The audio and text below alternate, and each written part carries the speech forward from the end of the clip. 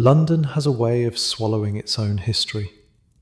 Walk down the Aldwych today, past the curved sweep of grand Edwardian buildings, past Australia House with its bronze statues and Portland stone, and you'd never guess what used to stand here.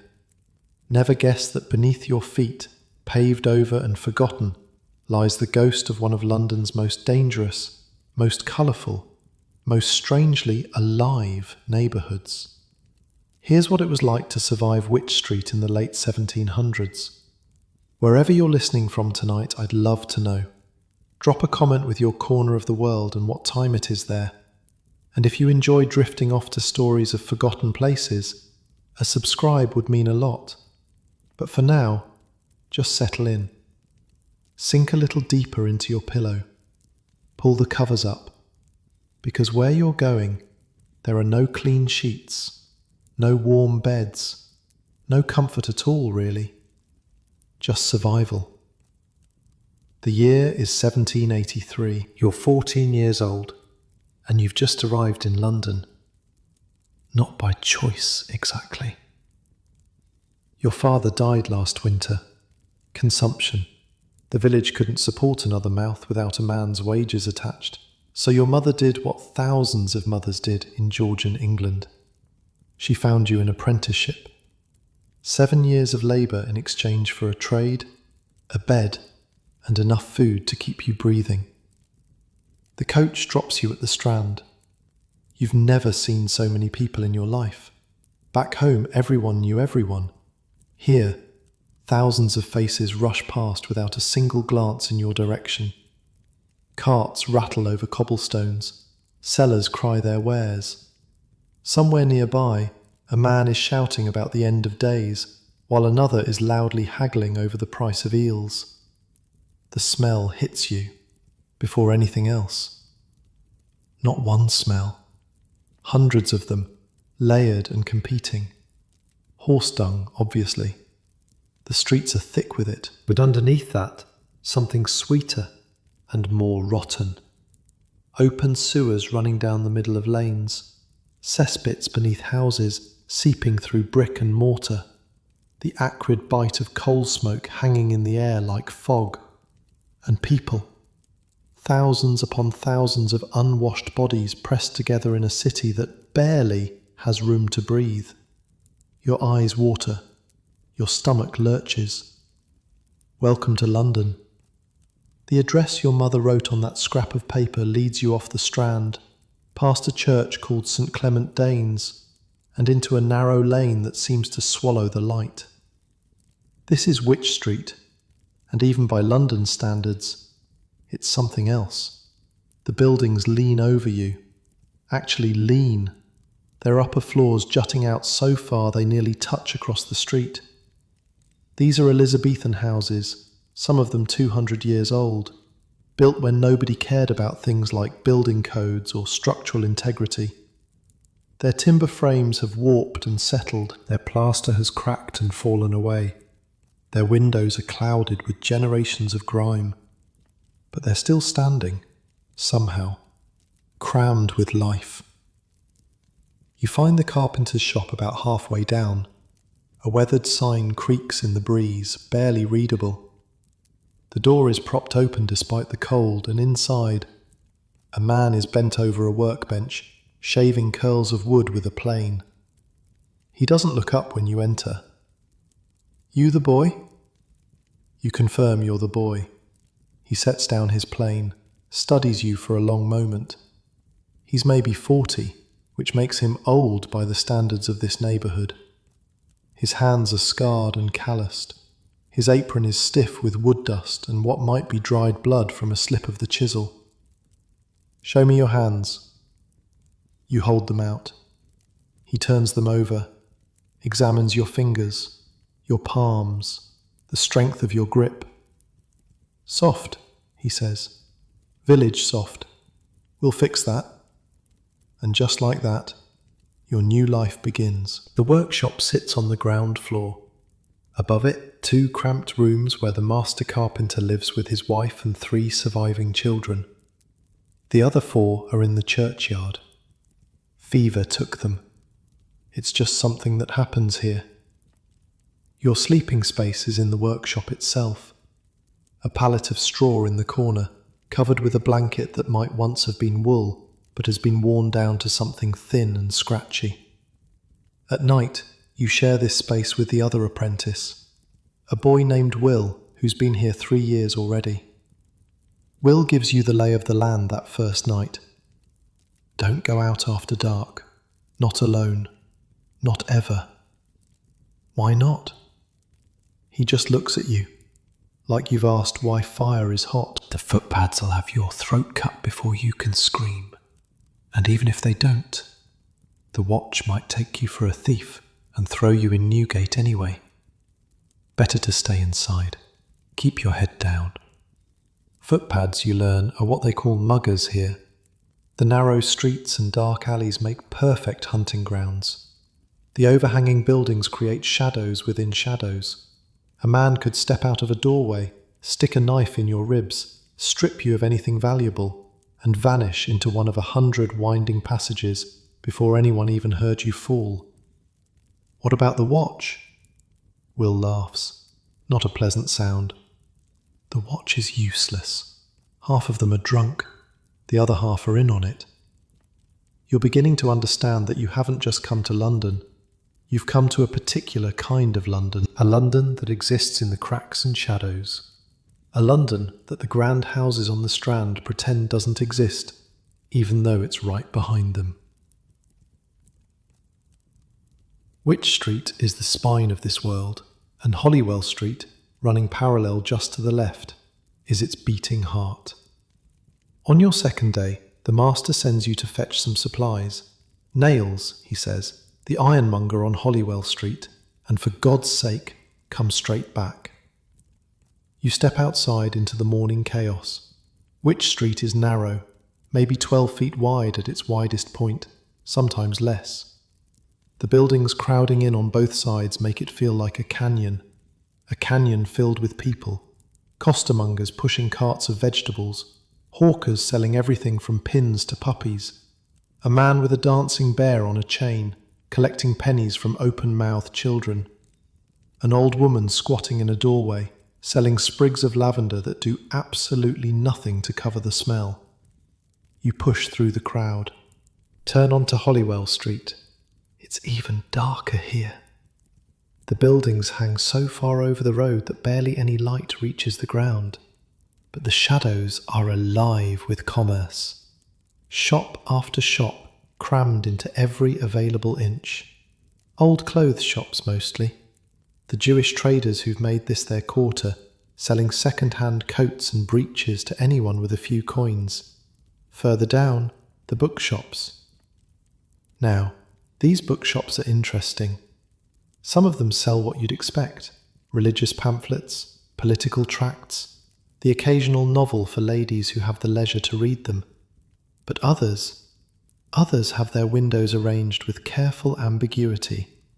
Suggestive title pages, illustrated covers that make your ears go hot. You're 14. You notice. What you don't know yet is that Holywell Street is famous, or infamous, depending on your perspective. By the next century, it'll be called the vilest street in the civilized world by no less than the Times newspaper. More than 50 shops selling what polite society calls obscene materials, everything from erotic novels to illustrated guides to things that definitely wouldn't be discussed in your village church. But that's later. Right now, you're just a confused apprentice looking for an ironmonger. You find it eventually.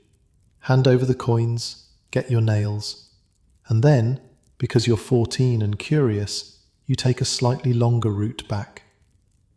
This is when you discover the taverns. They're everywhere. The Rising Sun, the Black Lion, the George, the Crown and Anchor. Every few doors, another establishment offering ale and gin and company to anyone with pennies to spend. Even at this hour, they're doing steady business. Men spill out onto the street, tankards in hand, laughing and arguing and occasionally throwing punches. At one tavern, the Crooked Billet, A woman in a stained dress is standing on an overturned crate, belting out a song with lyrics that make your face burn. The crowd loves it. Coins rain into a basket at her feet. This is Wych Street. This is your new home. A place where the upper floors of buildings nearly touch across streets so narrow that a man could shake hands with his neighbour without leaving his window. Where the buildings themselves are older than memory, survivors of the Great Fire that destroyed so much of London in 1666. Where the shadows hide everything, from romance to robbery. Where the taverns never close, and the songs are never polite. You hurry back to the workshop. The master doesn't ask why you took so long. Maybe he knows. Maybe everyone who comes to Wych Street takes that extra walk, just to understand where they've landed. He puts you to work immediately. Sanding. Always sanding at first. Your hands blister within days. Then the blisters pop. Then they blister again. Eventually, the skin toughens into something leather-like. Your palms lose their softness. Your fingers learn the grain of wood. Weeks pass. Then, months. You start to understand the rhythms of this place. The street wakes early, vendors setting up stalls before dawn to claim the best spots.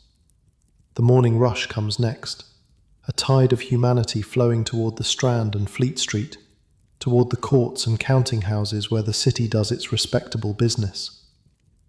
Midday brings a lull. The taverns fill with working men eating meat pies and drinking small beer. Afternoon is for shopping, for gossip, for the endless circulation of news and rumour that keeps the neighbourhood alive. And evening. Evening is when Wych Street truly comes alive. The theatres open their doors. The Olympic, the Globe, rebuilt on the site of the old Lion's Inn after some developer decided culture was more profitable than law. The smaller venues, where performers of various talents compete for pennies. The street fills with playgoers, some heading for the legitimate stage, others for the bawdy houses that cluster around the fringes. The taverns overflow. The smell of tobacco and spilled beer mixes with whatever's cooking in the dozens of food stalls that spring up after dark. Oysters, fried fish, hot potatoes, meat of questionable origin shaped into pies and sold for a penny apiece.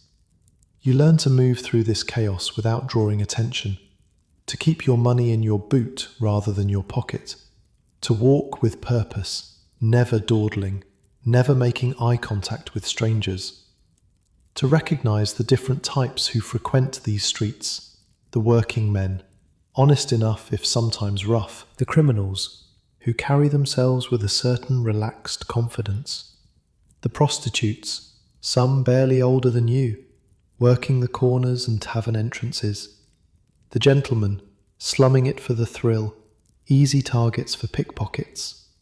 You learn who to trust. Will becomes something like a friend. He teaches you the shortcuts through the neighbouring alleys, the best places to buy food, which taverns water their beer and which serve it straight, which shopkeepers will extend credit and which will have you thrown in debtor's prison for an unpaid farthing. The master carpenter is hard, but fair. He hits you sometimes when you make mistakes, but no harder than he hits Will, and he makes sure you're fed. His wife slips you extra bread when she can. Their children, 2 girls and a boy, watch you with curious eyes but never speak. This is life in Wych Street. Cramped, dirty, dangerous, but also alive, in a way your village never was. Back home, every day was the same.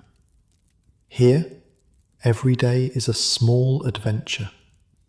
A fire in a nearby chimney that brings the whole street running with buckets. A public execution cart passing through on its way to Tyburn. The condemned man either weeping or laughing, or staring straight ahead with empty eyes. A brawl spilling out of a tavern. Men rolling in the filth while the crowd cheers. A travelling performer with a trained monkey that picks pockets while its master distracts. You're starting to settle in, starting to feel like you might survive this. Then, one evening in your 6th month, you see something that changes everything. You're in the workshop, alone. Will's gone to run an errand. The master's upstairs with his family. You're working by candlelight, finishing the sanding on a chair leg that needs to be perfect by morning. Through the window, you see someone slip out of the building across the street. It's a young man, early 20s maybe, small and slight, with the kind of boyish face that makes him look younger than he is. He moves with an easy confidence, like someone who knows exactly where he's going and exactly how to get there. What's strange is how he moves. Not through the door, but through a window on the 2nd floor. He drops onto a narrow ledge, catches himself, swings down to the street with the grace of a cat. He sees you watching. For a moment, your eyes meet. He grins, tips an invisible hat, and vanishes into the darkness of Holywell Street. You don't know it yet, but you've just seen one of the most famous men in London. His name is Jack Shepherd. He was apprenticed to a carpenter, just like you, not far from where you're standing now. But unlike you, he didn't stick with the trade. He fell in love with a woman who worked the streets, fell in with a crowd of thieves, and fell, eventually, into a career of burglary that's making him the talk of every tavern in the city. By next year, he'll escape from Newgate Prison twice. From the most secure cells in England, locked in irons, chained to the floor, he'll pick locks and break chains and scale walls and somehow walk free, again and again, until even his enemies have to admire his nerve. By next year, Daniel Defoe himself will write his biography. Crowds will pay just to see him in his cell.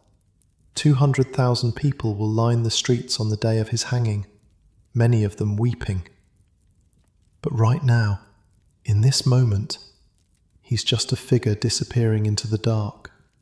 Just another young man trying to survive Wych Street by whatever means necessary. You turn back to your sanding. The candle burns low. Outside, the sounds of the evening continue. Laughter from the tavern, a woman shouting at someone in the street, the distant clatter of a coach on the Strand. You're a long way from home, but you're starting to think you might belong here. Sleep now, in that hard pallet in the corner of the workshop. Let the sounds of Wych Street fade into the background hum they become when you're too tired to process them. Tomorrow, there'll be more sanding, more learning, more survival. And just outside your door, a whole world of thieves and poets and pornographers and dreamers, living and dying and loving and scheming in streets so narrow the sun barely reaches the ground. This is your London now. Rest your eyes. Let go. Tomorrow is another day in the slum. Winter comes to Wych Street, like a thief. One morning you wake up and the cold has seeped into your bones, through the thin blanket, through the straw pallet, through whatever warmth your body managed to hold on to during the night. The workshop has no real heating, just a small iron stove that the master lights on the coldest days, burning whatever scraps of wood are too small to use for anything else. You huddle near it when you can, but there's work to be done, and the master doesn't care if your fingers are numb. You learn to keep moving. Sawing warms you up. Planing warms you up. Even sanding, if you do it fast enough, generates enough friction to keep your hands from going completely stiff. Will teaches you a trick. Rub your hands with lard before bed. It keeps the skin from cracking in the cold. The master's wife gives you a bit from the kitchen, and you smear it on every night, ignoring how it smells, grateful for anything that stops the bleeding. But the real enemy isn't the cold itself. It's the fog. London fog is something else entirely. Back in your village, fog meant a morning mist that burned off by noon. Here, the fog comes and stays. Days at a time sometimes, weeks. It rolls in from the Thames, mixing with the smoke from 100,000 coal fires, and it creates something that barely qualifies as air. They call it a pea super. The colour is right, yellowish green, thick enough that you can barely see your hand in front of your face. It gets into everything. Your clothes, your lungs, your food. You cough constantly during fog season, and so does everyone else. The sound of London in winter is the sound of a city hacking its lungs out. Worse, everything becomes slick and greasy. The walls, the cobblestones, your skin, if you're outside long enough. The fog deposits a film of soot and coal tar on every surface it touches. Wealthy women don't even try to wear white anymore. What's the point? It'll be grey within the hour. The fog makes the streets even more dangerous. You can't see who's coming. Can't see who's behind you. The footpads love it. They can step out of nowhere, do their business, and vanish back into the murk before anyone even knows what happened. Will tells you about a man who got lost in the fog last year. Walked right into the Thames. They found his body 3 days later, washed up near the docks. He'd lived in London his whole life, knew these streets better than anyone. But the fog turned everything around, made familiar things strange, and he walked right off the edge of the world. You stick close to the buildings now.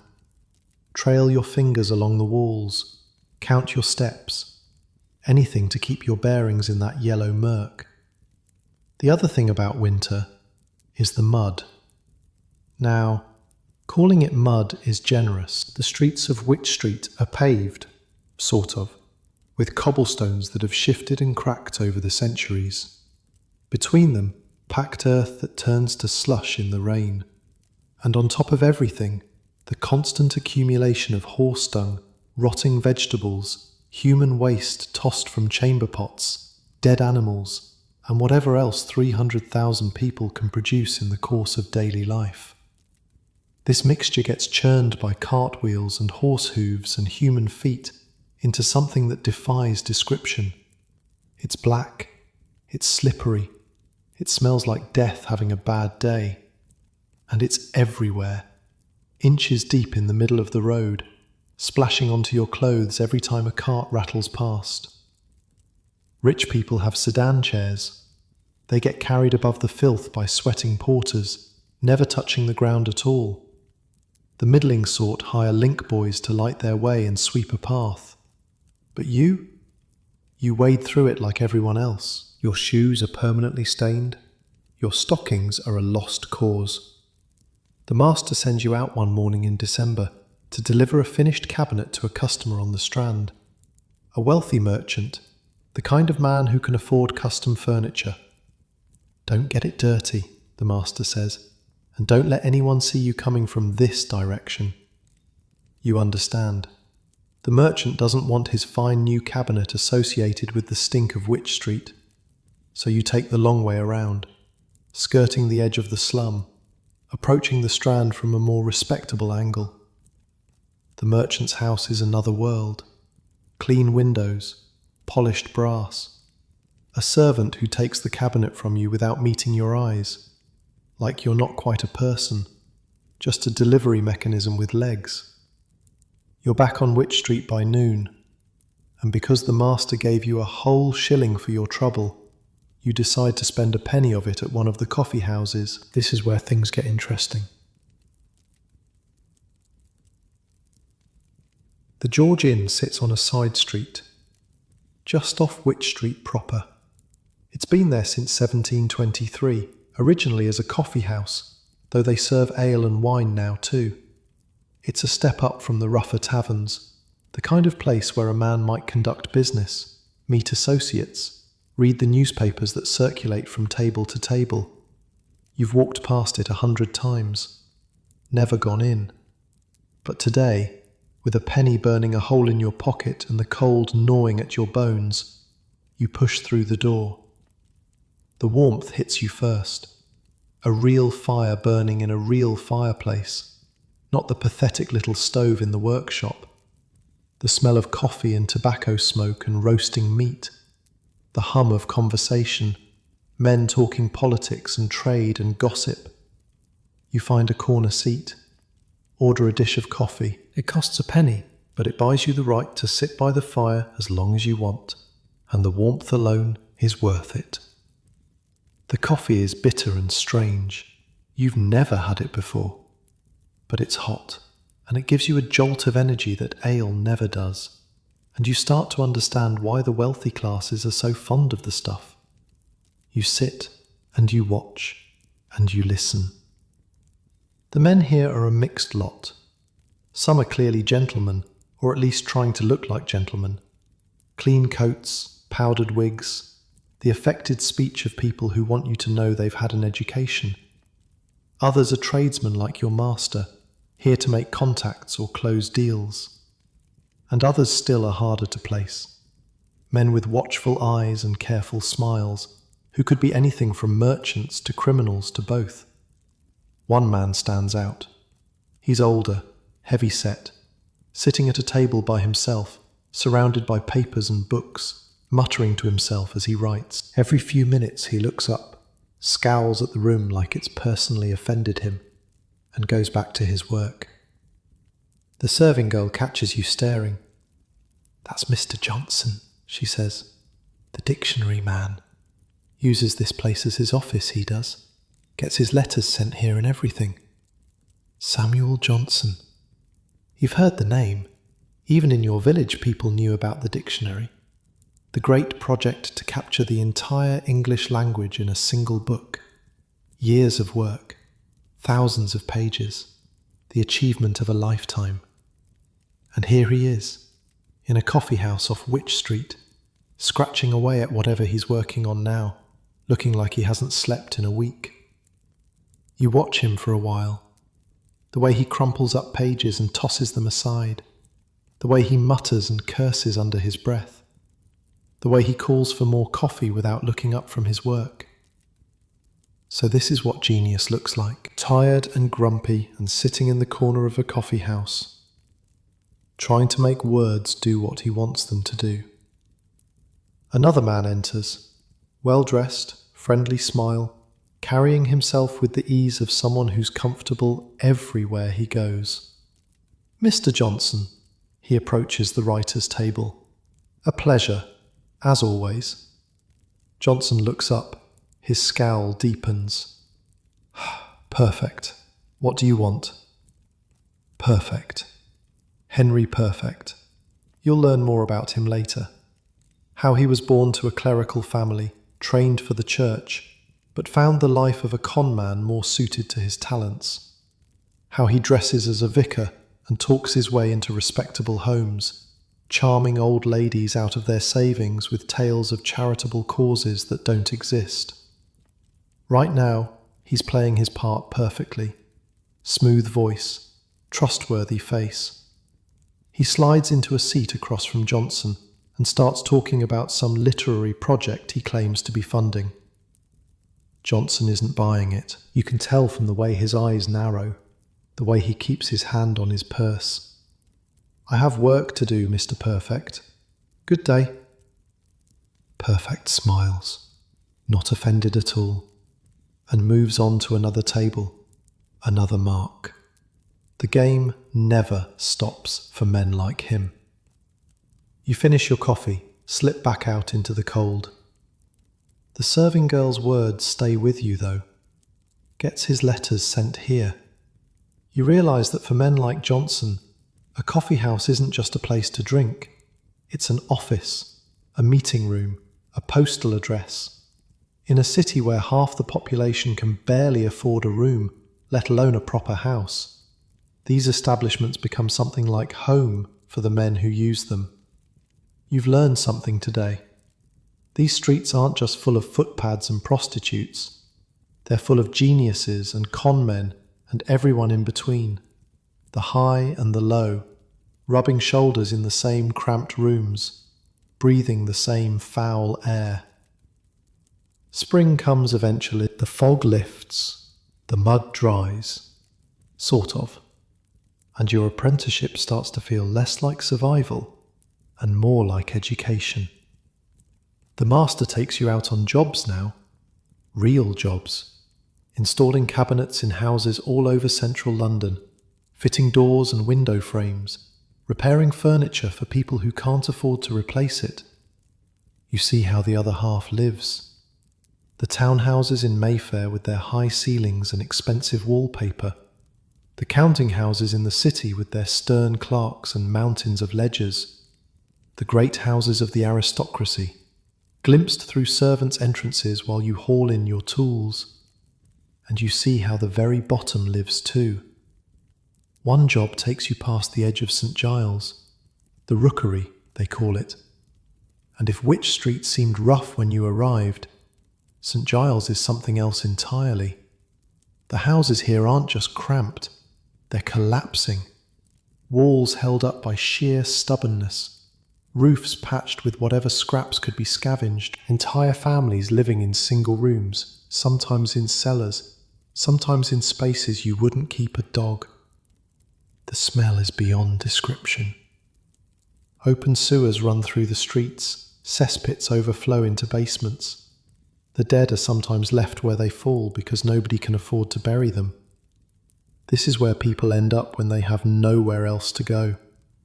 The Irish immigrants fleeing famine back home, the families broken by debt or drink or disease, the criminals who need a place where even the watch won't follow. You hurry past. Keep your head down. Clutch your tools close. On your way back, you pass through the old legal quarter. This part of Wych Street has a different feel, quieter, more respectable, if that word means anything around here. The Inns of Chancery stand here, or what's left of them. Lion's Inn, New Inn, names that used to mean something. Back in the old days, these were places where lawyers learned their trade. Young men from good families, studying the law, boarding in grand buildings, preparing for careers in the courts.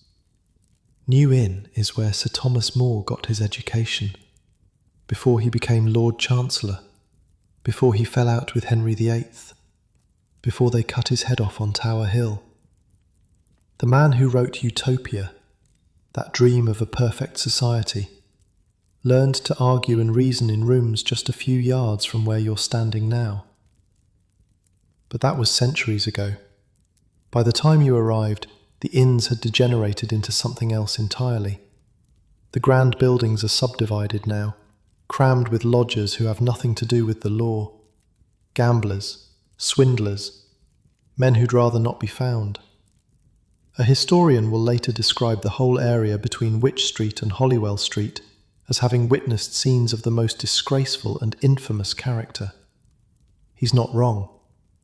But there's history mixed in with the disgrace. Layers of London, stacked on top of each other. The respectable past and the disreputable present sharing the same crooked walls. Back on Wych Street, you feel almost grateful for what you have. A roof that doesn't leak too badly. Food most days. Work that's honest, even if it's hard. That night, lying on your pallet, you think about the distances that separate these worlds. A few hundred yards from the Strand to St. Giles, from wealth to poverty, from comfort to desperation, and Wych Street sits right in the middle. Neither one thing nor the other. A boundary zone where anything is possible and nothing is safe.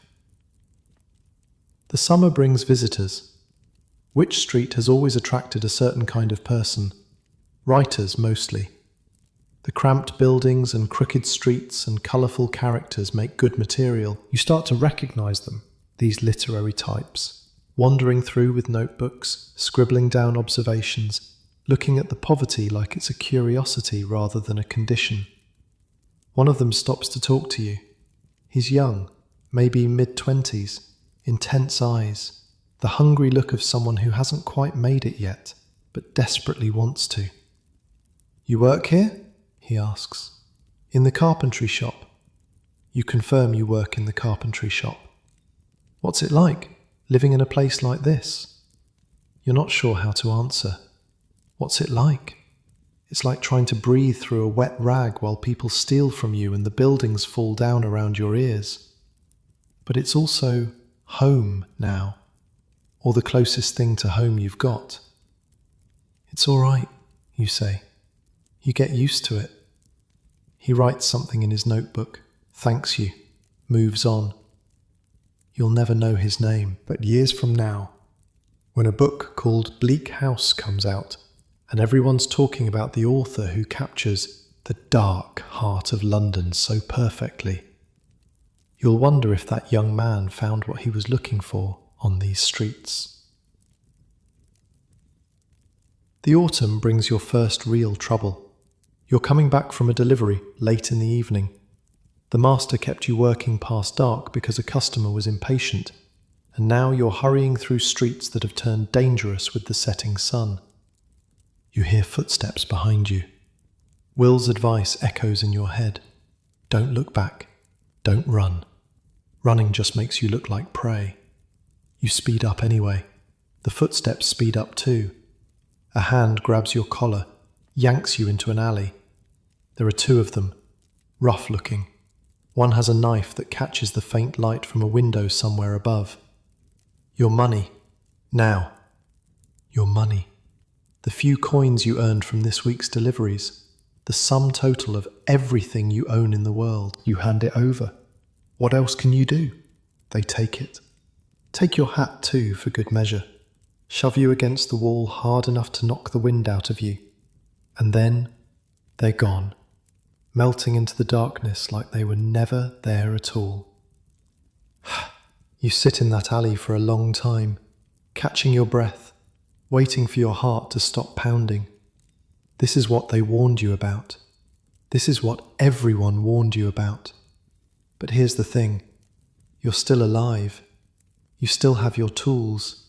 You still have your apprenticeship. In Wych Street, that counts as a good outcome. You pick yourself up, brush off your clothes, walk the rest of the way home with your head up, even though you're trembling inside. The master doesn't ask about the missing hat. Maybe he knows. Maybe everyone just knows. Will gives you an extra piece of bread at dinner. Doesn't say anything about it. Just passes it over like it's nothing. You eat it slowly, watching the candle burn down in the workshop window, listening to the sounds of the street outside, laughter and shouting, and somewhere, faintly, music. Tomorrow you'll start over, save your coins again, learn to watch your back a little better, keep surviving. That's all anyone does here, really. Keep surviving, one day at a time. One narrow street at a time, in the cramped and dangerous and strangely beautiful heart of old London. Close your eyes now. Let the sounds fade. Tomorrow's another day. 2 years into your apprenticeship, the master finally trusts you with tools. Real tools. Not the sanding blocks and scraps you've been working with.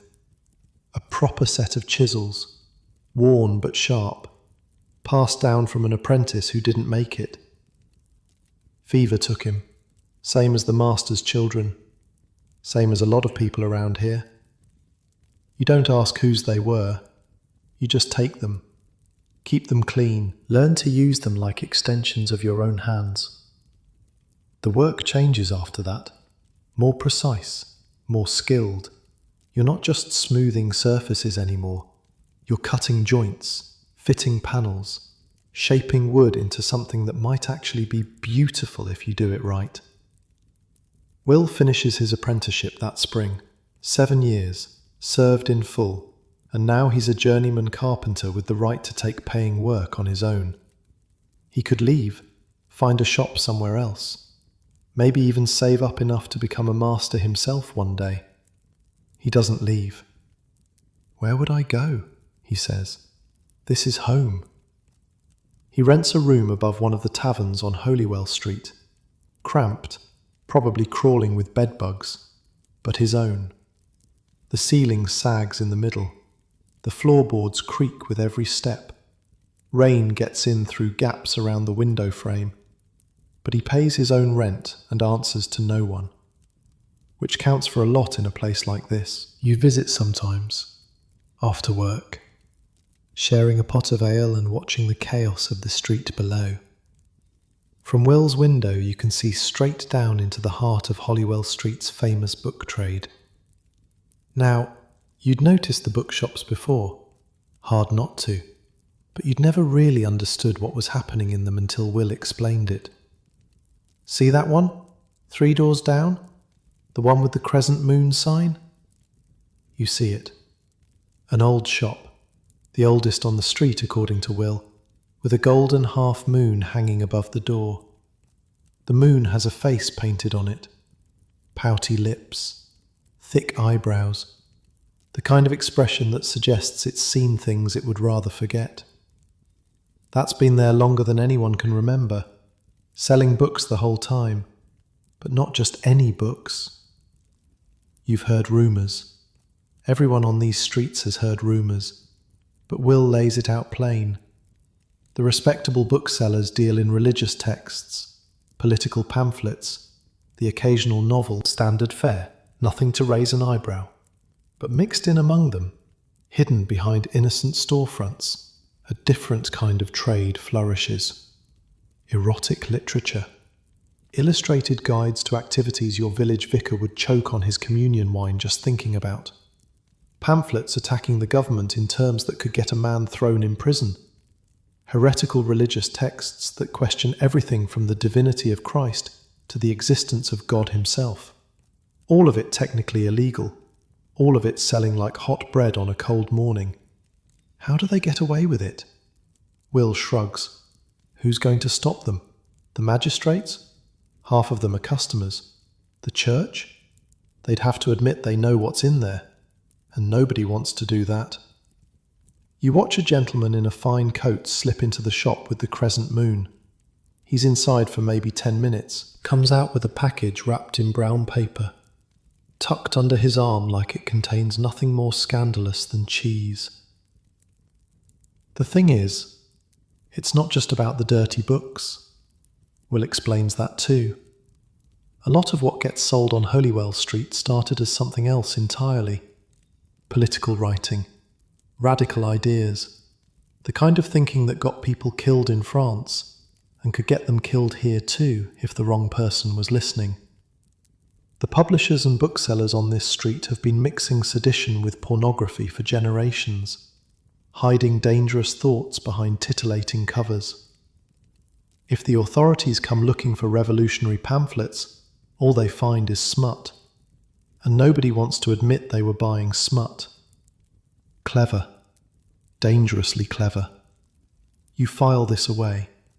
Keep walking past the bookshops with your eyes forward. You're not interested in that kind of trouble. What you are interested in is music. There's a shop at number 26 Wych Street.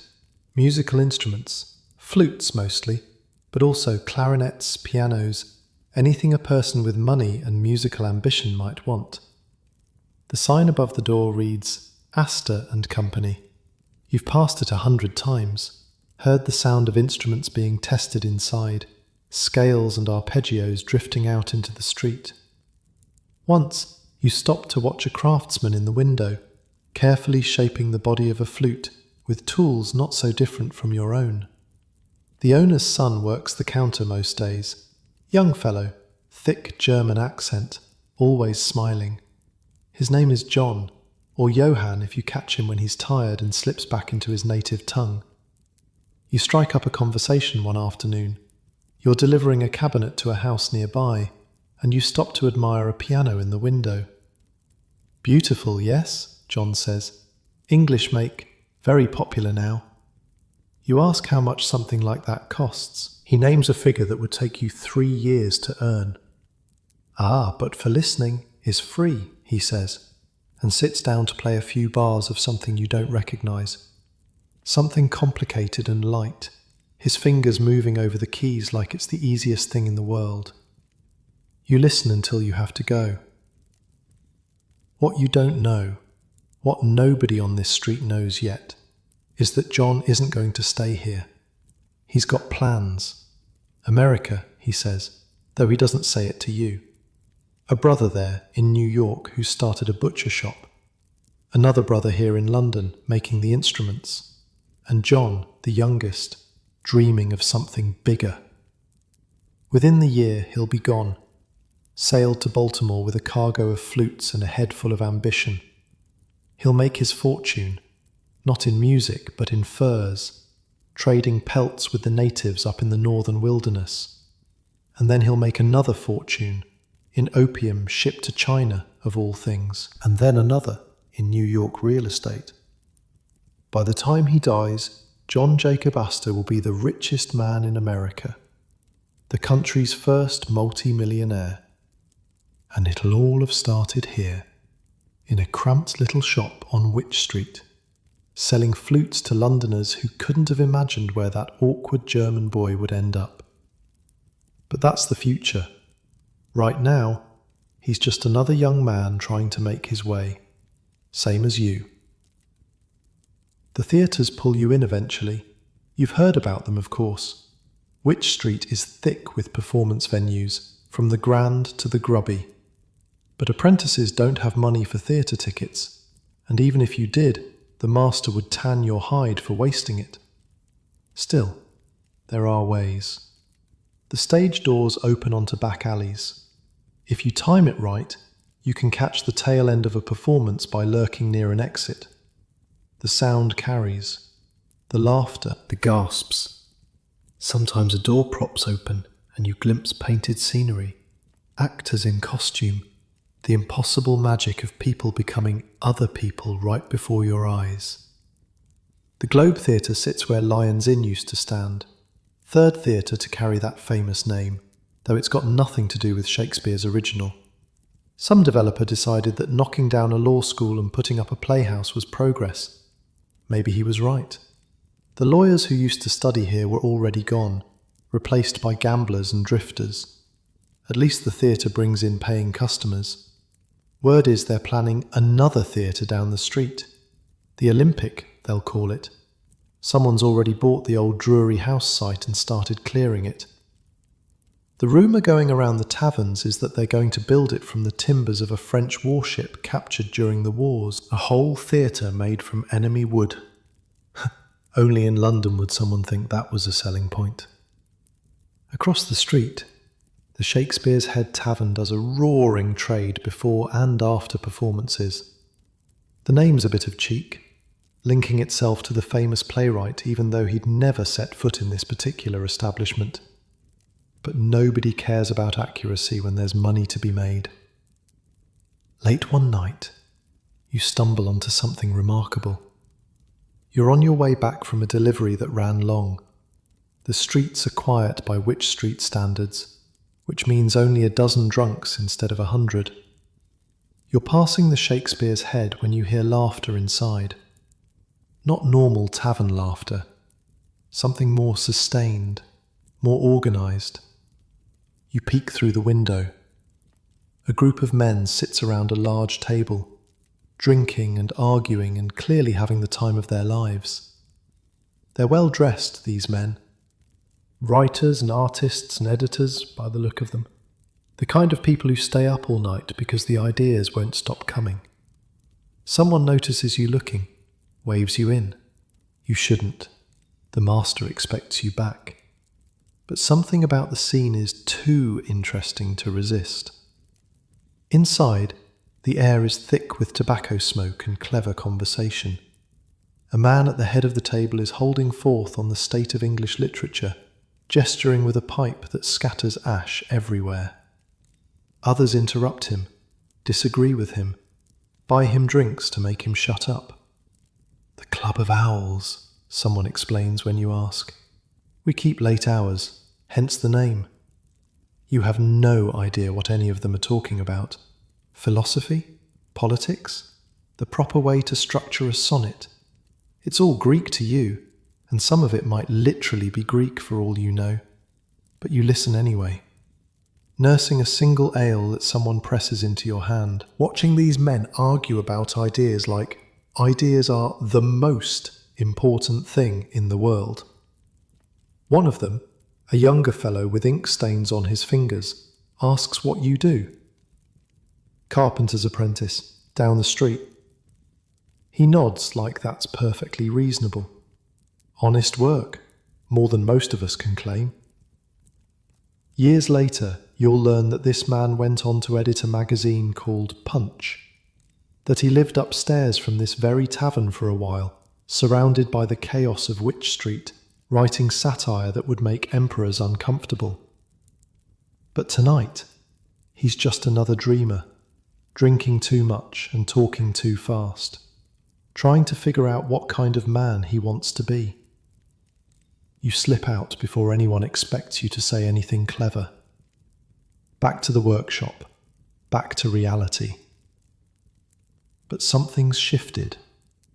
You've seen behind the curtain, just a little, seen that the world isn't just divided into rich and poor, respectable and criminal.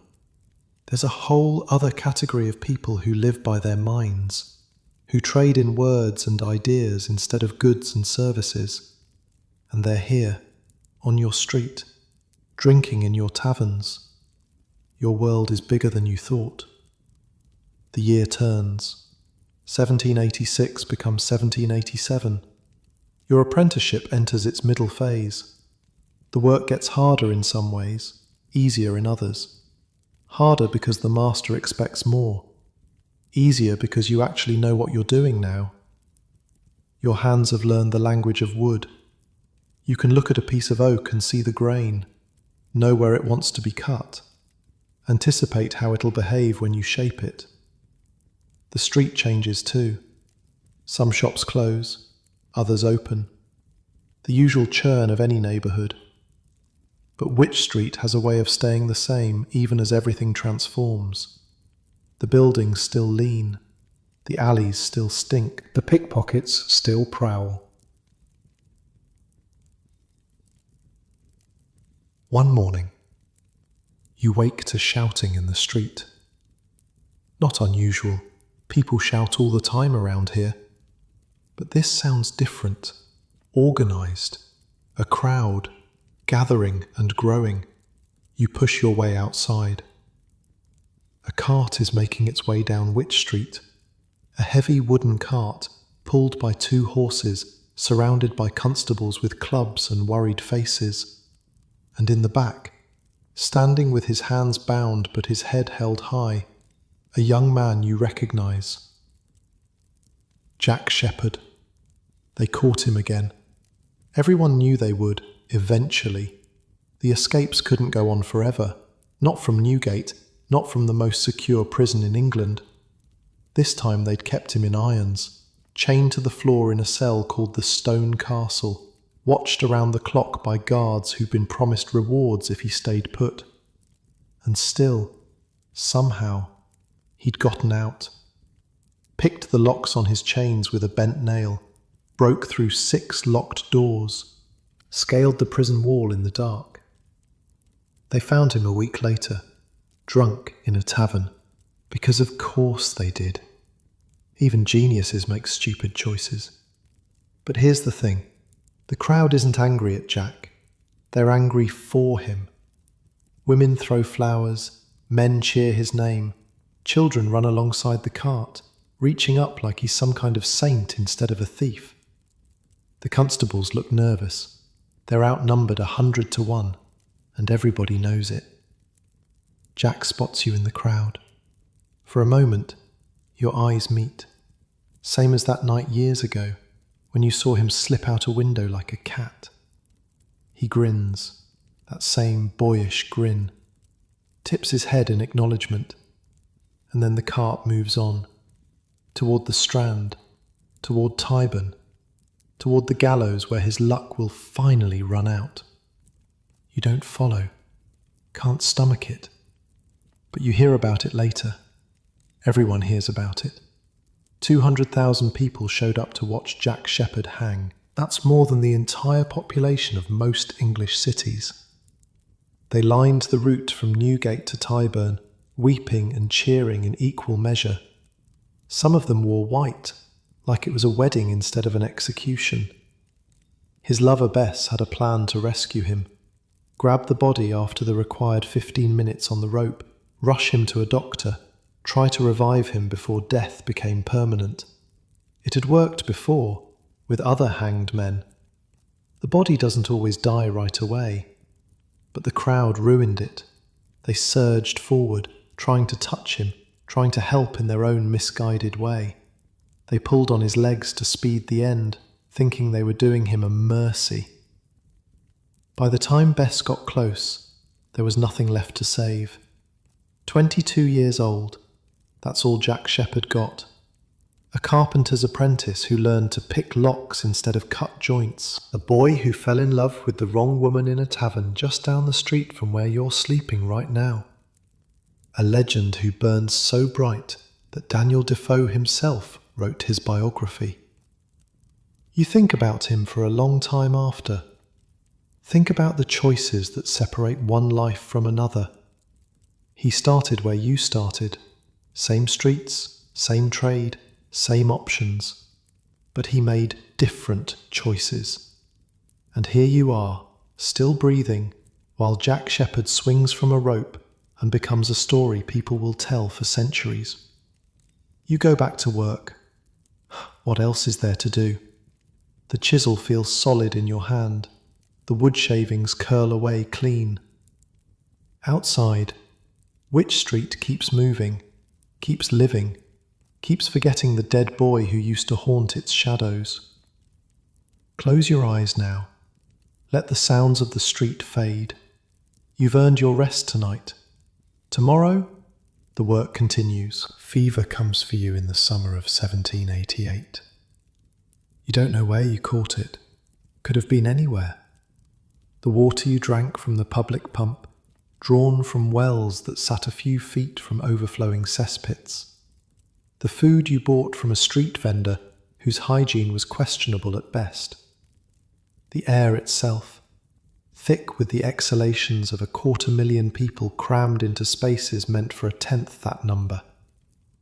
One morning you wake up and your bones ache. By noon, you're shivering despite the July heat. By evening, you can barely stand.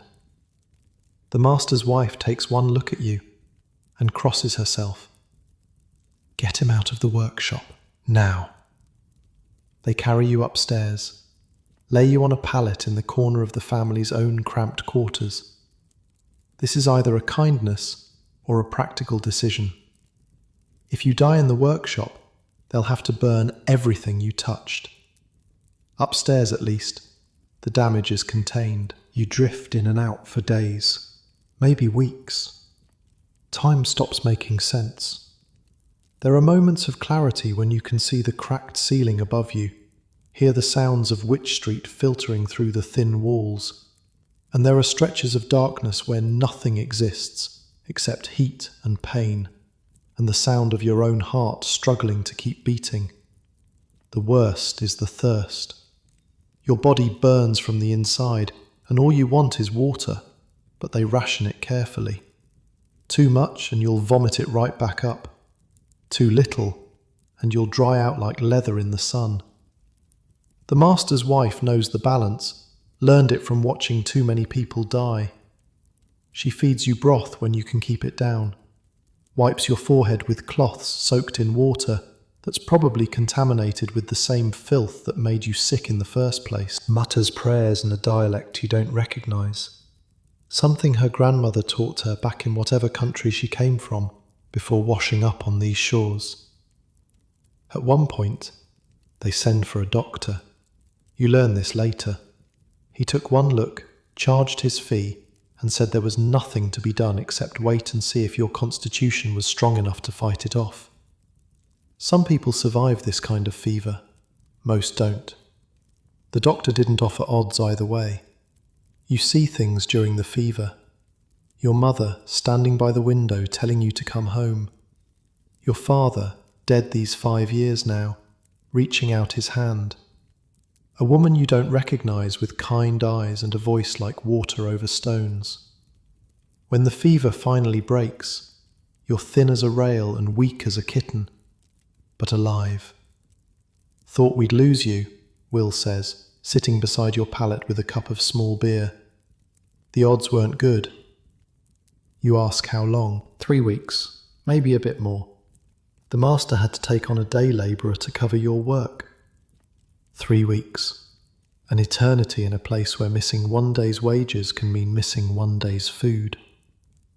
But you're alive, and in Wych Street, that's never a guarantee. Recovery takes another month.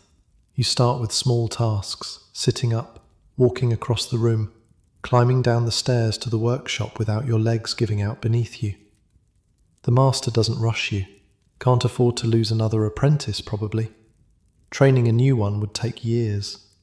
By autumn, you're back to something like normal.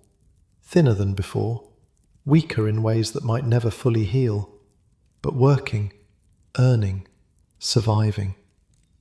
The fever changes things, though. Makes you see the world differently. You've looked into the dark, and it looked back. And now everything feels a little more precious, a little more fragile. The warmth of the workshop fire, the taste of bread when you've gone hungry, the sound of laughter drifting out of a tavern on a cold night. You start spending more time at the rising sun. It sits near where Wych Street meets the Strand, in a building that's been a drinking establishment for as long as anyone can remember. Before they called it the Rising Sun, it went by another name, the Crooked Billet, after some old heraldic symbol that probably meant something to somebody 100 years ago. The building itself is ancient, one of those timber-frame survivors from before the Great Fire, leaning slightly to the left like it's had one too many drinks itself. The place has a reputation, a certain kind of reputation. On Saturday nights, a couple of women climb onto barrels outside the door and belt out songs that would make a sailor blush.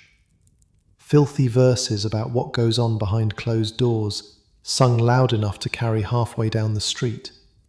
The passers-by love it, toss coins into a hat, cheer for the dirtiest lyrics. Sometimes respectable gentlemen stop to listen, pretending they're just passing through, lingering a little too long with guilty smiles on their faces. It's theatre, in a way. Low theatre, the kind the fancy playhouses would never touch. But the crowds don't care about fancy. They want entertainment, and the bawdy wenches of the Rising Sun deliver. Have been delivering, according to the regulars, since their grandmother's time. Inside it's even livelier. A long room with a bar down one side, and tables crammed everywhere else. Sawdust on the floor to soak up the spilled beer and the occasional blood. A fire that's either too hot or not hot enough, depending on where you're sitting. And people. Always people. Dock workers and clerks and pickpockets and merchants, all rubbing elbows in the same smoky space. You come here now because it's warmer than your pallet in the workshop, because the beer helps you sleep, because after 3 weeks of staring at death, you want to be around living people, doing living things. And because of her. She works the bar. Dark hair pulled back under a cap, quick hands, quicker tongue, the kind of woman who can talk down a drunk twice her size and still have time to pour your drink before you finish asking for it. Her name is Mary. Common enough name. Common enough story too, when you finally get her to share it. Came to London from somewhere up north, looking for work. Found this. Could be worse. Could be out on the street like some of the other girls. At least here she has a roof, regular meals, and some measure of protection from the landlord who knows a good barmaid is worth more alive than dead. You don't fall in love exactly. Love is for people with time and money and futures they can plan. What happens is simpler. A connection. A recognition. Two people in the same storm, grateful for any shelter they can find. She gives you extra bread sometimes, when nobody's looking. You fix the loose hinge on the storeroom door, the one that's been driving her mad for months. Small exchanges, the currency of people who have nothing else to trade. Winter comes again. Your third winter on Wych Street. The cold feels different now. Less like an enemy, more like an old acquaintance you've learned to live with. You know the rhythms of this place by heart now. The morning rush of vendors, the midday lull, the evening surge when the theatres let out and the taverns fill up, the late night quiet that's never quite quiet, always humming with footsteps and whispers and the distant sound of trouble. You know the people too, the regulars at the Rising Sun, each with their own story, their own tragedy, their own small victories. Old Peters, who claims he once served in the Navy and shows the scars to prove it, though his stories change depending on how much he's had to drink. Margaret the match seller, who's ancient beyond counting and knows every secret on the street, and will share them too if you buy her enough gin. Young Danny, apprenticed to the butcher, always covered in blood and always cheerful about it, dreaming of the day he'll own his own shop. There's also Carpenter John, no relation to the Astor brothers, a journeyman who drinks too much and works too little, and serves as a warning of what you might become if you're not careful. And Widow Harris, who takes in laundry and mending and gossip in equal measure, and who knows exactly who's sleeping with whom in every building on the street.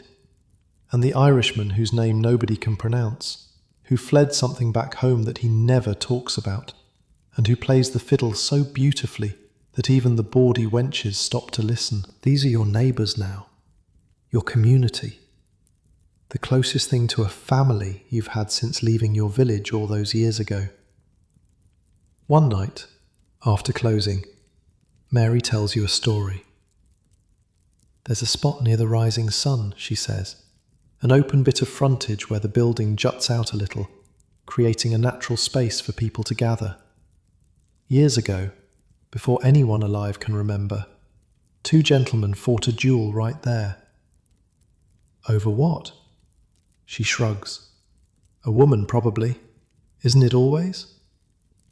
The story goes that they'd met earlier that evening in a tavern on Fleet Street. Words were exchanged, insults, something about the affections of a lady neither one of them had any real claim to. By the time they made it back to Wych Street, swords were drawn. One of them died, maybe both. The stories don't agree. But the spot where it happened became a kind of landmark. People pointed to it, told the tale, kept the memory alive even as the blood soaked into the ground and disappeared. Silly really, Mary says, dying over a woman you barely knew. You think about Jack Shepherd, about how he met Edgeworth Bess in a tavern not so different from this one, how he threw away a promising career for a woman who led him into crime, and eventually to the gallows.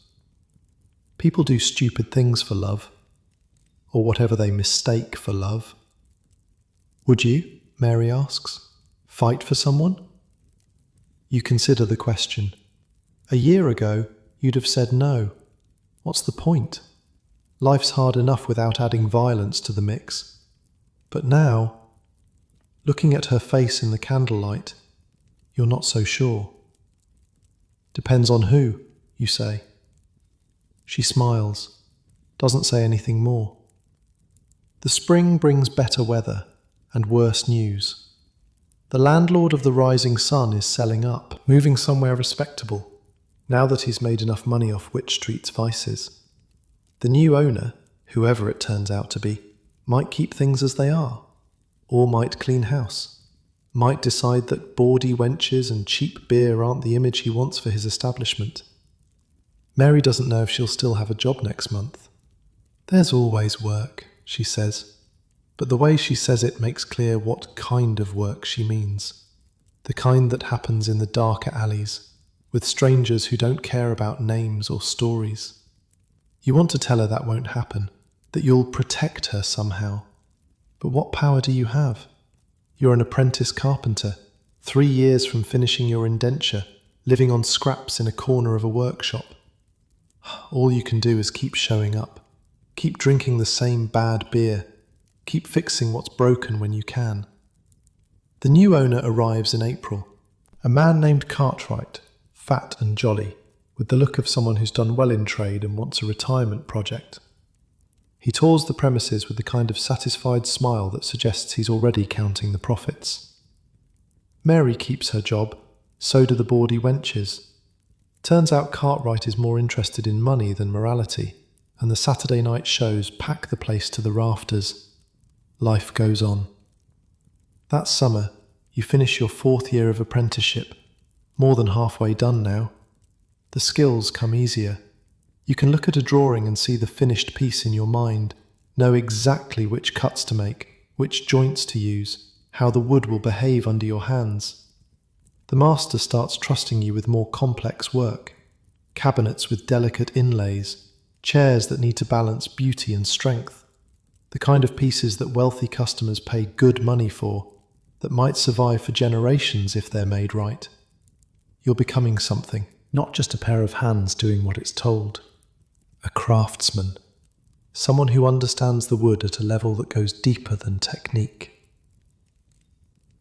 Wych Street is becoming something too, or rather, it's becoming more of what it already was. The old buildings keep leaning, keep settling into the mud.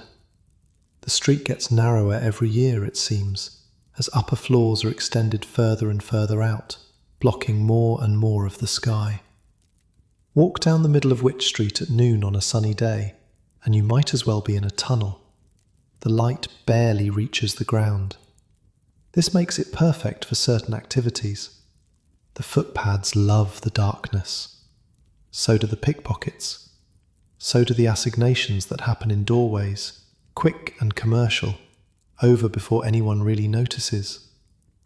The respectable world stays on the Strand, just a few hundred yards away, but might as well be a different universe. Wych Street belongs to the shadows. You've learnt to carry yourself differently now.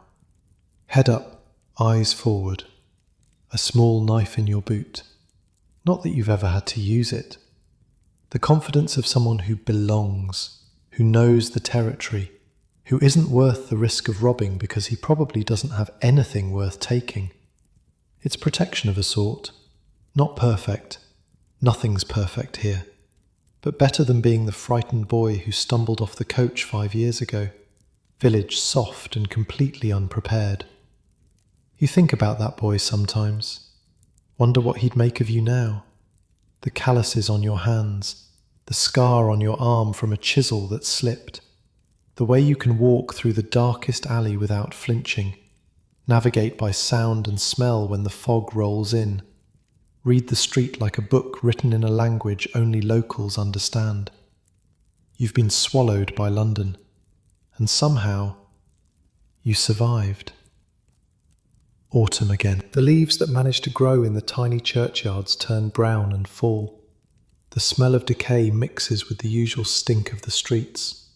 The fog returns, yellow and greasy, wrapping the world in a chemical embrace. Mary's still at the rising sun, still giving you extra bread when nobody's looking, still smiling when you walk through the door, even when she's tired, even when some drunk has been giving her trouble, even when everything feels like too much. You're not sure what this is between you. Not love, you keep telling yourself, not anything with a future, just two people, keeping each other warm in a cold city, waiting to see what happens next. But when she laughs at something you say, when her hand brushes yours as she passes a drink across the bar, when her eyes find you in a crowded room like you're the only person there, You wonder if maybe you're wrong. Maybe it is love. Maybe that's exactly what this is. Settle deeper into your pillow now. The street sounds fade into the familiar hum of 500,000 souls, dreaming and scheming and surviving in the greatest city on earth. You're one of them now. You belong. Let sleep take you. The morning will come soon enough. The year 1789 changes everything. Not here, not at first. The revolution happens across the Channel in France, where angry crowds storm a prison called the Bastille, and the whole order of things starts to crack. Within months, a king who ruled by divine right is running for his life. Within years, he'll lose his head to a machine designed specifically for the purpose. And suddenly, everyone's talking about liberty and equality, and whether the same thing could happen in England. You hear about it in the taverns, at the Rising Sun, at the Angel, at every drinking hole between Wych Street and Covent Garden. Opinions run hot, fueled by beer and fear and something that feels almost like hope. Some men raise their glasses to the French, call them heroes, say it's about time the common people rose up against their masters, about time the rich learned what it felt like to be afraid. Others shake their heads, predict chaos and bloodshed, warn that this kind of thing never ends well. Revolution eats its own children, they say. Give it time. Old Peters claims he saw the French fleet once, back in his navy days, says they're not to be underestimated. The Irishman just laughs and says he hopes the fever spreads, hopes every king in Europe ends up shorter by a head. Widow Harris tells them both to shut up before they get everyone arrested. The booksellers on Holywell Street pay very close attention. For years, they've been mixing sedition with smut, hiding radical pamphlets behind dirty covers, testing the limits of what could be printed and sold without getting everyone involved thrown in prison. Now, with revolution in the air, the stakes are higher than ever. New pamphlets appear, Thomas Paine's Rights of Man, smuggled in from printers who are one step ahead of the law. Tracts arguing that common people deserve a voice in their own government. Ideas that would have gotten a man hanged a generation ago, now circulating openly in the shadows of Wych Street. The government cracks down. Spies infiltrate the radical clubs. Printers are arrested. Some of the booksellers on Holywell Street suddenly close up shop, relocate, change their names. The ones who stay learn to be even more careful, burying the dangerous stuff deeper, speaking in code, trusting only customers they've known for years. You stay out of it. Politics isn't your business. You're a carpenter, not a revolutionary. But you can feel the tension in the air, the sense that something fundamental is shifting, that the world your children will inherit might look nothing like the world you were born into. If you have children, if you survive long enough to have anything at all. Mary wants to talk about the future. It's late, after closing time, and you're sitting in the empty tavern while she wipes down tables and counts the night's take. The fire has burned low. The only light comes from a single candle guttering on the bar. What happens when your apprenticeship ends? She asks. You've thought about this. 2 more years and you'll be free. A journeyman carpenter, able to take work where you find it, able to set your own hours, able to save money towards something more. I don't know. Find work, I suppose. Maybe rent a room somewhere. Somewhere near here. The question hangs in the air. You both know what she's really asking. I'd like that, you say, if you would. She doesn't answer right away, just keeps wiping the same spot on the table, over and over, like she's thinking something through. I'm not going to be a barmaid forever, she says finally. I want something more, a shop maybe, or a boarding house, something that's mine. You nod, you understand. Nobody wants to spend their whole life serving other people's drinks, dealing with other people's problems, sleeping in other people's rooms. We could do that together, you say, someday, when we've saved enough. She looks up, meets your eyes. Together? If you want. The candle flickers.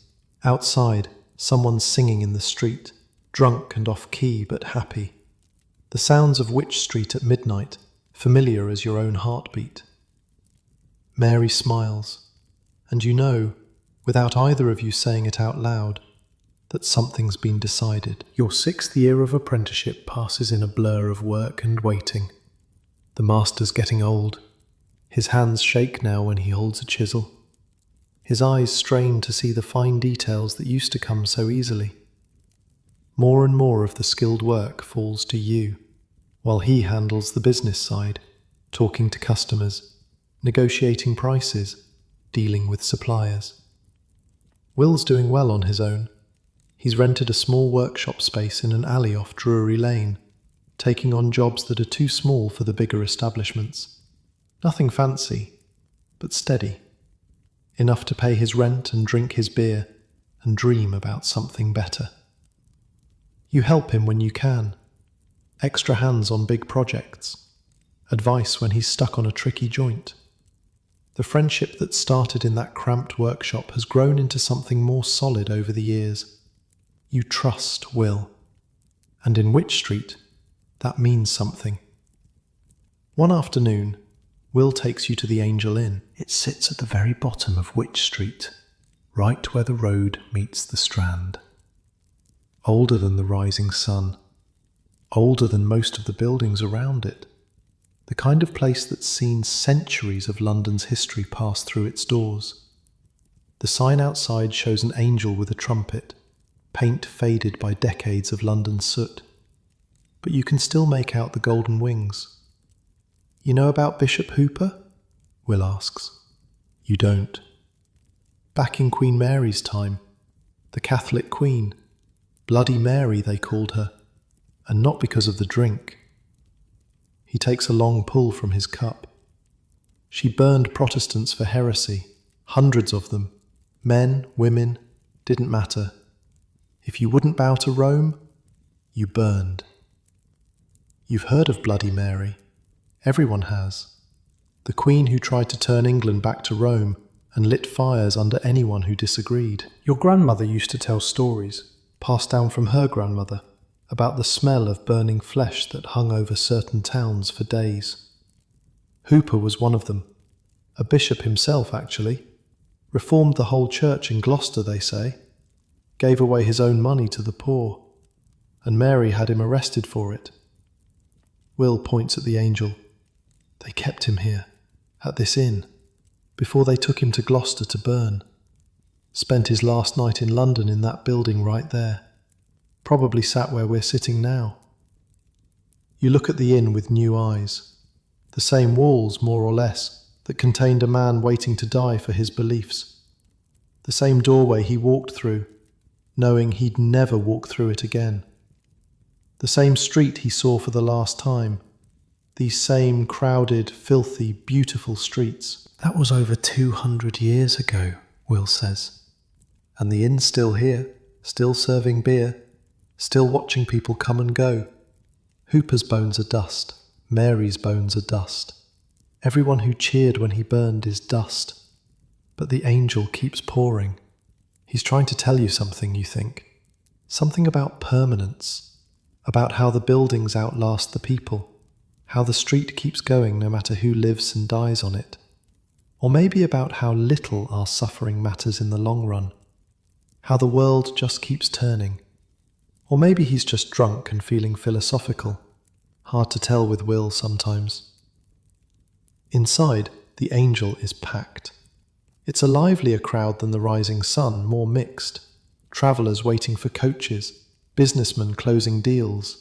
The occasional pickpocket working the room, though you've learned to spot them by now.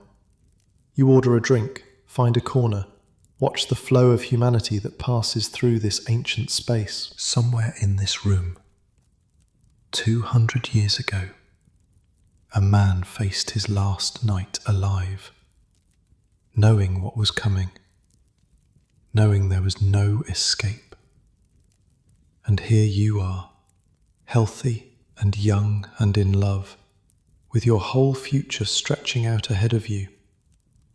Funny how history works. The winter of 1790 brings another fever through the neighbourhood. Not you this time, the master. He takes to his bed in November and never really gets up again. The cough that's plagued him for years turns into something worse, something that sounds like his lungs are full of water. His skin goes grey. His breathing rattles in his chest like stones in a tin cup. Some nights you can hear it through the floor, that horrible wet sound, and you lie awake wondering if each breath will be his last. His wife nurses him the way she nursed you, with broth and prayers and cloths soaked in whatever water she can find. She sends for the doctor twice. The first time, he bleeds the master and charges a guinea for the privilege. The second time, he just shakes his head and says to make him comfortable. Make him comfortable. As if comfort exists for a man drowning in his own fluids. By Christmas, he's gone. The funeral is small. A few neighbours, a few customers who remember the old days. Will and you standing in the back of St. Clement Danes trying not to cry. The master wasn't your father, wasn't even particularly kind most days, but he kept you alive, fed you, taught you, gave you a chance when you were just a scared boy off the coach with nothing but hope and ignorance. The workshop falls to his eldest son, a young man about your age who's never shown much interest in carpentry. Always had his eye on something cleaner, something that didn't involve sawdust in your hair and splinters in your fingers.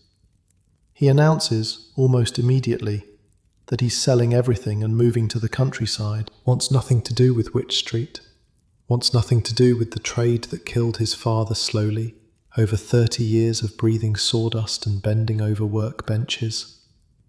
Which means you're out of a job. You've got 6 months left on your apprenticeship. By rights, you should be transferred to another master, someone who can sign off on your training and grant you journeyman status. But finding someone willing to take on an apprentice with only 6 months to go, someone who'd be doing all the teaching with none of the benefit of your labour, that's not easy. That's nearly impossible, actually. Will comes through. I know a man, he says. Friend of a friend. He's got a shop over near Covent Garden, needs help. Might be willing to take you on for the remainder. The man's name is Crawford, older than the master was, but still sharp. He looks you over, asks a few questions, tests your skills with a scrap of wood and a chisel, grunts at the results. 6 months? Yes, sir. And then you on your own? Yes, sir. He considers, spits into the sawdust on the floor. All right, but I'm not paying you, and you'll work twice as hard as any of my regular boys. You agree. What choice do you have? The next 6 months are brutal. Crawford is a perfectionist in ways the old master never was. He makes you redo work that would have passed anywhere else, criticises every joint, every cut, every finishing touch, drives you to the edge of exhaustion, and then demands more. Again, he says for the 100th time, looking at a dovetail joint you've spent 3 hours perfecting. The gap's too wide, a hair's breadth, but too wide. Do it again. You want to argue, want to point out that nobody would ever notice, that the joint is strong enough, that you're not getting paid for this torture. But you don't, because Crawford isn't wrong. The gap is there if you look close enough, and looking close enough is what separates a craftsman from a man who works with wood. But he's also the best carpenter you've ever seen. His hands are steady, even at his age, even with joints that must ache in the cold.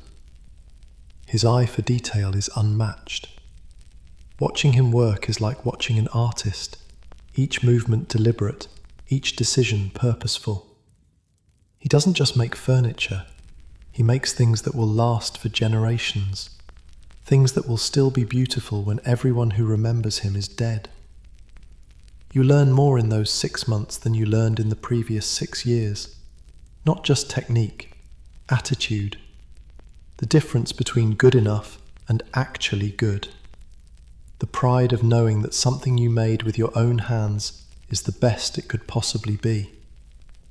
And then, one day in the summer of 1791, it's over. Crawford signs the papers. Doesn't smile, because Crawford never smiles. But there's something in his eyes that might be approval, or at least the absence of disappointment.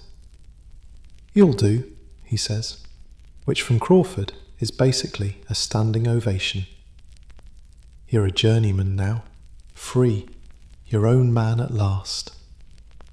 You walk out of his shop and into the bright July sun, and for a moment you just stand there, letting it sink in. 7 years of your life given over to learning a trade. 7 years of sanding and sawing and sweating and surviving. Done. Mary's waiting for you at the Rising Sun. She's got a bottle of wine, the good stuff, stolen from Cartwright's private stock. You don't ask how she managed it. Just accept the cup she pours and drink it down. "So what now?" she asks. What now indeed? You've got skills and freedom but no money, no tools of your own, no workshop. The streets are full of journeyman carpenters competing for the same jobs. Some of them have been at it for years and still haven't gotten anywhere. But you've got something they don't. You've got 7 years of surviving Wych Street. 7 years of learning how to read people, how to navigate dangerous situations, how to find opportunity in chaos. 7 years of building a network, a community, a reputation as someone who shows up and does the work, and doesn't cause trouble. "I've got some ideas," you say. Mary raises her cup. "To ideas, then." You drink. Outside, the street is doing its thing. Vendors shouting, carts rattling, someone laughing, someone crying, someone singing a song you almost recognise. The eternal circus of Wych Street, carrying on the way it always has, the way it always will. You're part of it now, really part of it, not an apprentice anymore, not someone else's responsibility. A man with a trade, standing on his own 2 feet, ready to build something. Whatever comes next, you'll face it here. In these narrow streets where the buildings lean together like old friends sharing secrets. In these shadows where fortunes are made and lost, and made again. In this strange, dark, beautiful corner of London that's become, against all odds, your home. Close your eyes now. Let the wine warm your belly. Let the sounds of the street sing you to sleep. Tomorrow, the real work begins. But tonight, just tonight, you can rest. You've earned it. You marry Mary on a Tuesday in October, 1792. Nothing fancy. A quick ceremony at St Clement Danes, the old church that sits where Wych Street meets the Strand. The same church where they buried the Master less than 2 years ago. The same church whose bells have marked every hour of your London life, ringing out over the rooftops like a reminder that time keeps moving whether you're ready or not. The building itself has seen better days, took damage in some war or another, patched up but never quite restored. The tower leans slightly, though the vicar swears it's been leaning that way for a century and hasn't fallen yet. Stone walls black with soot. Windows that were probably beautiful once, before generations of coal smoke dimmed them to murky shadows. Will stands up for you.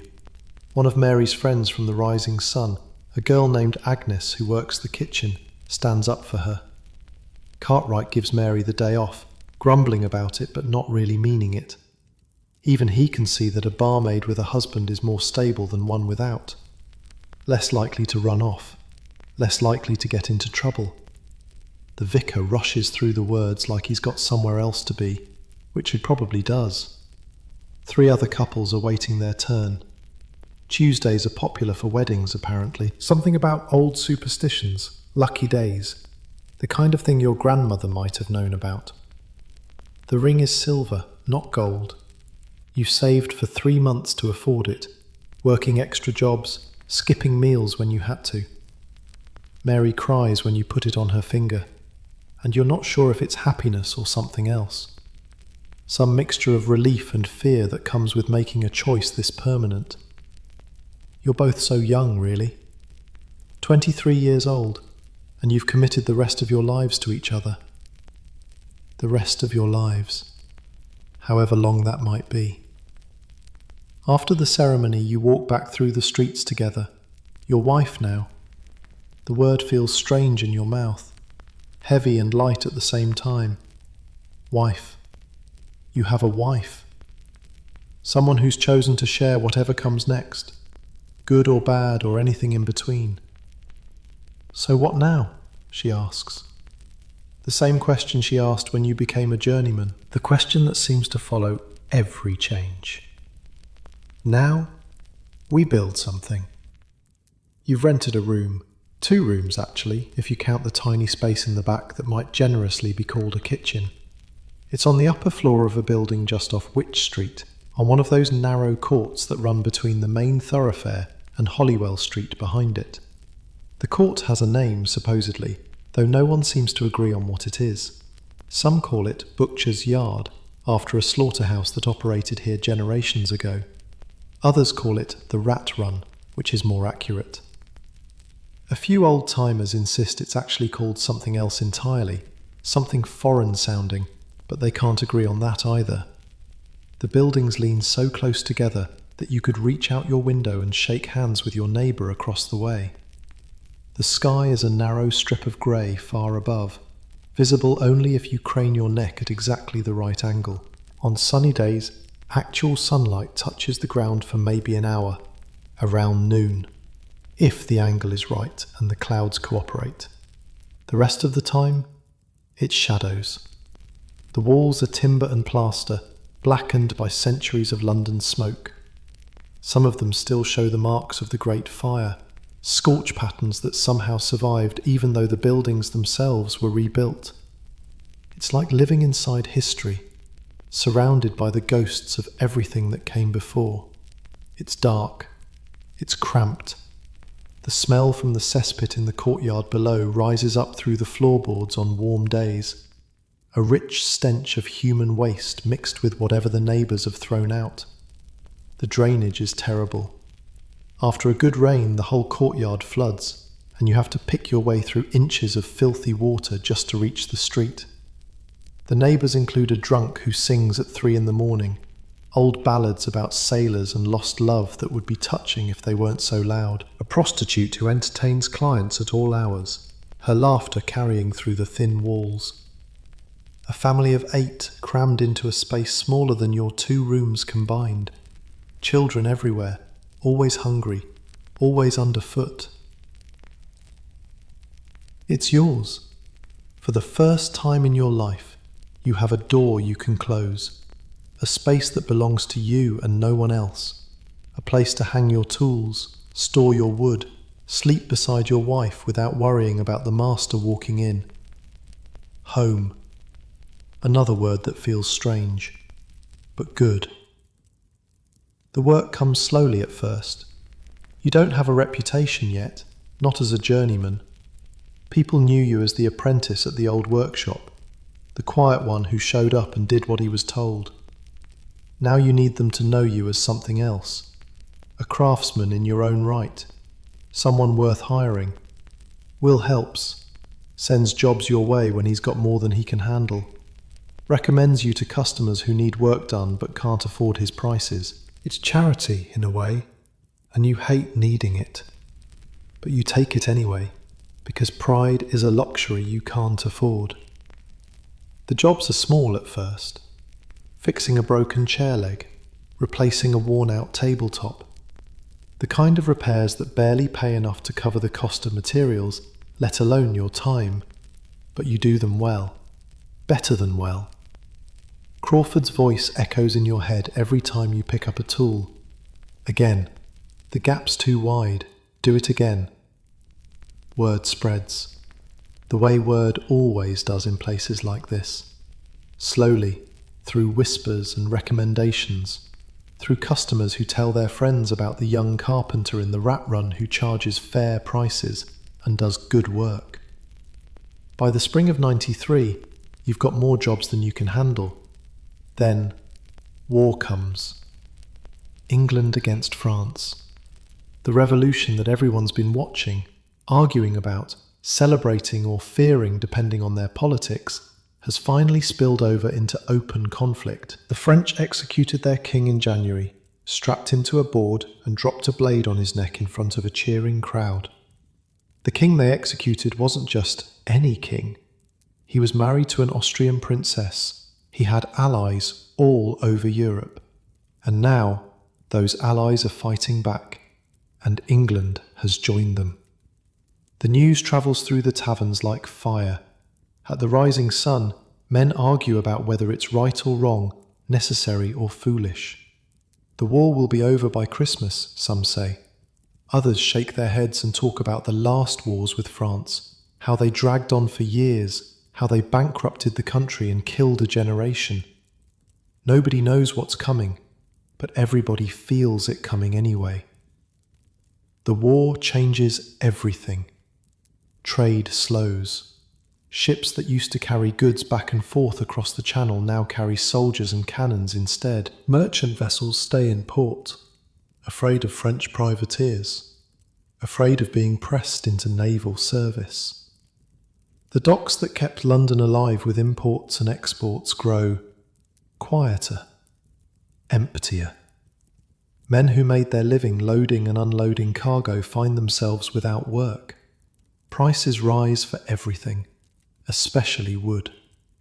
The good oak and mahogany that wealthy customers expect becomes scarce, expensive, sometimes impossible to find. Navy ships need timber, lots of timber. The shipyards gobble up supplies that would have gone to furniture makers, cabinet makers, anyone who works with wood. You learn to work with lesser materials, to make cheap wood look better than it is, to stretch your supplies as far as they'll go. Some of the other carpenters give up, go back to wherever they came from, or take jobs in the shipyards where the Navy is desperate for hands. The ones who stay compete more fiercely for what work remains. Prices drop even as costs rise. It's a squeeze that crushes the weak and the unlucky. You survive. Barely. Because you know how to survive. Because Wych Street taught you that. Mary keeps working at the Rising Sun, even after the wedding. You'd both hoped she could stop, focus on making your rooms into a real home, maybe start thinking about children. But the money isn't there. Every penny goes to rent, food, materials. The savings you'd planned to build never quite materialize. She comes home tired most nights, smelling of beer and smoke, her feet aching from hours of standing. You rub them sometimes, in the dark, while she tells you about the customers and the gossip and the small dramas that play out every night in that crowded room. Cartwright's getting old, she says. Talks about selling up, the way the previous owner did. Nobody knows who might buy the Rising Sun next, what changes might come. The uncertainty hangs over everything, but there are good moments too. Sunday mornings, when neither of you has to work, and you can lie in bed listening to the church bells and pretending the world outside doesn't exist. Meals shared at the tiny table you built yourself, your first real piece of furniture, made from scraps of oak you salvaged from a demolished building. Walks through the streets in the evening, arm in arm, watching the lamplighters make their rounds, the city transforming from day to night. You learn the neighbourhood differently now, as a resident instead of an apprentice. Learn which vendors give honest weight and which shave a little off every purchase. Learn which streets are safe at what hours, where the footpads lurk, where the watchmen actually patrol instead of just pretending to. Learn the rhythms of the courts and alleys, who lives where, who can be trusted, who should be avoided. The narrow spaces between Wych Street and Holywell Street have their own ecosystem. A whole world hidden from the main thoroughfares, where the light barely penetrates and the rules are different. You hear stories about what happens in some of those courts. Gambling dens that operate all night. Fences who'll buy anything, no questions asked. Women who'll do anything for the right price. Men who'll do worse. A historian might call it degraded, degenerated, infamous even. You call it home. One evening, walking back from a job, you pass the old site of Lyons Inn. There's a theatre there now. The Globe, they call it, though it's got nothing to do with Shakespeare's original except the name. The first Globe burned down almost 200 years ago, during a performance of Henry VIII, when a cannon misfired and set the thatch roof ablaze. The second was torn down by Puritans who thought theatre was sinful. This is the third theatre to bear that title, built on the bones of the old Inn of Chancery, where lawyers used to live and learn their trade. The lawyers are long gone. The building where Thomas More once studied is dust. In its place, entertainment for the masses, plays and spectacles, and whatever else will fill seats and empty pockets. The crowds that gather outside are a mixed lot, wealthy gentlemen in fine coats rubbing shoulders with apprentices and shopkeepers, and women of uncertain reputation. You remember Will telling you about this, years ago, how the Inns of Chancery used to be grand institutions, training grounds for men who would argue cases before the king's own courts, how they fell into disrepair over the centuries, attracted gamblers and swindlers and men about town who had nothing better to do. How one historian wrote that the whole area between Wych Street and Holywell Street had witnessed scenes of the most disgraceful and infamous character. Disgraceful, infamous. Strong words for a place you call home. Lyons Inn was demolished to make way for the Globe. The new inn, where More studied, still stands, but barely. The whole system that trained England's lawyers for centuries is crumbling, piece by piece, replaced by taverns and theatres and whatever else the modern age demands. Progress, some would call it. You're not sure what to call it. But you feel something watching the crowd stream into the Globe for the evening's performance. Something like sadness, maybe. Or just the awareness that nothing lasts. Not the lawyers, not the inns, not even this theatre, probably, which will stand until someone decides to tear it down and build something else. The only constant is change and survival. Mary tells you she's pregnant in the winter of '94. You're sitting by the fire, such as it is, a small coal brazier that costs too much to feed and gives off too little heat. She's mending a shirt, squinting in the dim light, and she says it casually, like she's commenting on the weather. I think I'm going to have a baby. The needle stops. She looks up at you, waiting. You don't know what to feel. Joy? Fear? Both, probably, tangled together so tightly you can't separate them. A child. Your child. A new life in this old, tired, dirty city. Are you sure? Pretty sure. The signs are all there. You've seen women die in childbirth, seen them bleed out in hours, screaming until they couldn't scream anymore. Seen children die in infancy, carried off by fevers and fluxes before they could even walk, before they had names that anyone would remember. Seen families destroyed by the simple act of trying to bring new life into the world. It happens all the time in places like this. Part of life. Part of the price you pay for living at all. But you've also seen the other side. Children who survive, who grow strong, who carry on their parents' names and trades and dreams. We'll manage, you say, because what else can you say? Mary smiles, goes back to her mending. Outside, the wind howls through the narrow court, rattling the windows in their frames. Somewhere a dog is barking. Somewhere a baby is crying. Someone else's baby, not yet yours, but soon. You put another piece of coal on the brazier, watch the flames dance. A child. God help you. God help all of you. Let your eyes grow heavy now. Feel the warmth of the fire, even if it's just a memory of warmth, just the idea of it. The war goes on. The work goes on. Life goes on, stubborn and relentless, refusing to stop no matter how hard things get. You've built something here. Not much, by some standards. 2 rooms in a rat run, a wife who works too hard, a child on the way you're not sure you can afford. But it's yours, and that's something. That's everything, really.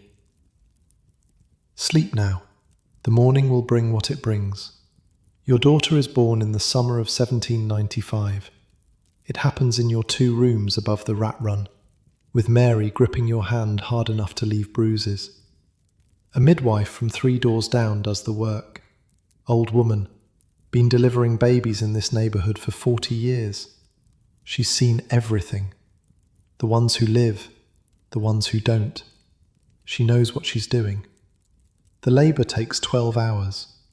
12 hours of Mary's screaming, of you feeling useless, of praying to a God you're not sure you believe in anymore. The midwife sends you out for hot water, sends you out for clean rags, sends you out for gin, which she drinks herself because, she says, it steadies her hands. When the crying starts, thin and high and miraculous, she wraps the baby in a cloth and hands her to Mary like she's done this 1,000 times. Which she probably has. Girl, she says, strong lungs, good colour, she'll live. Those last 2 words mean more than anything else she could say. She'll live. So many don't. You've seen the tiny coffins carried through these streets, seen mothers weeping over bundles barely bigger than loaves of bread, seen fathers drinking themselves into oblivion because the child they hoped for never drew a second breath.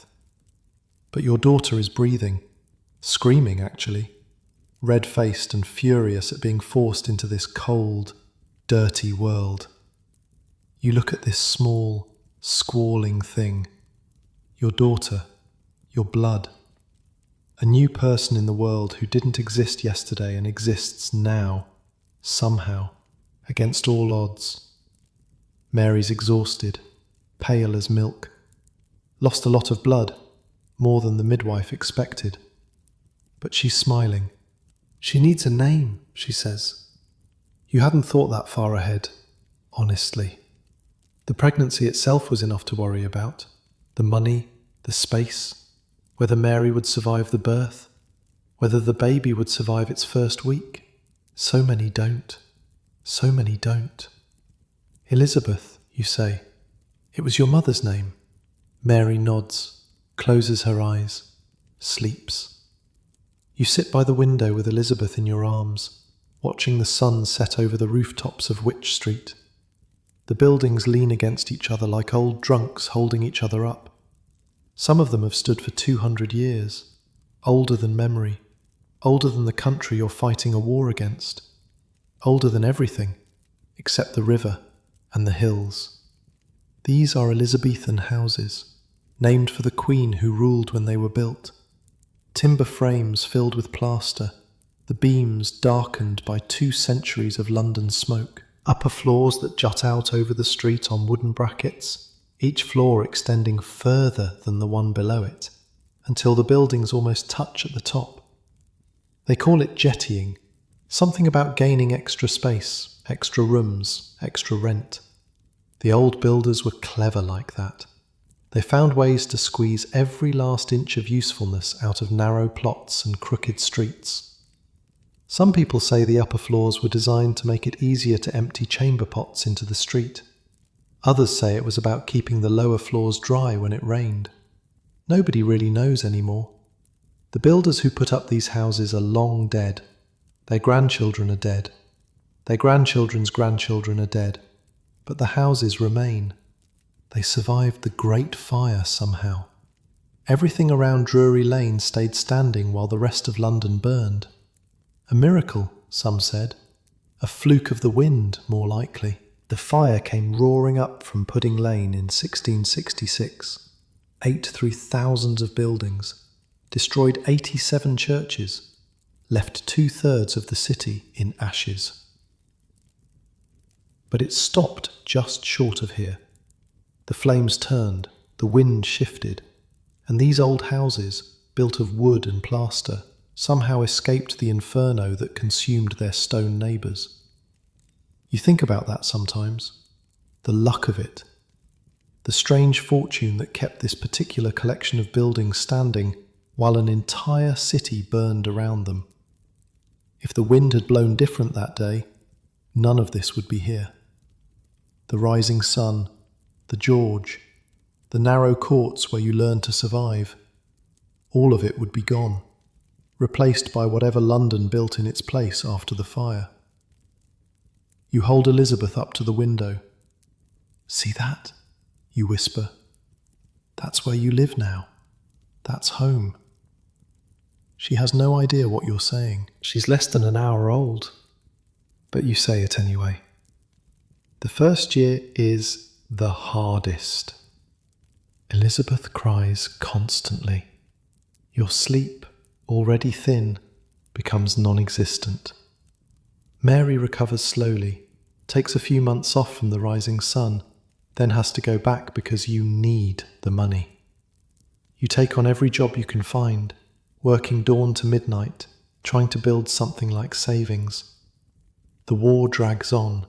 Napoleon rises in France. The world keeps turning.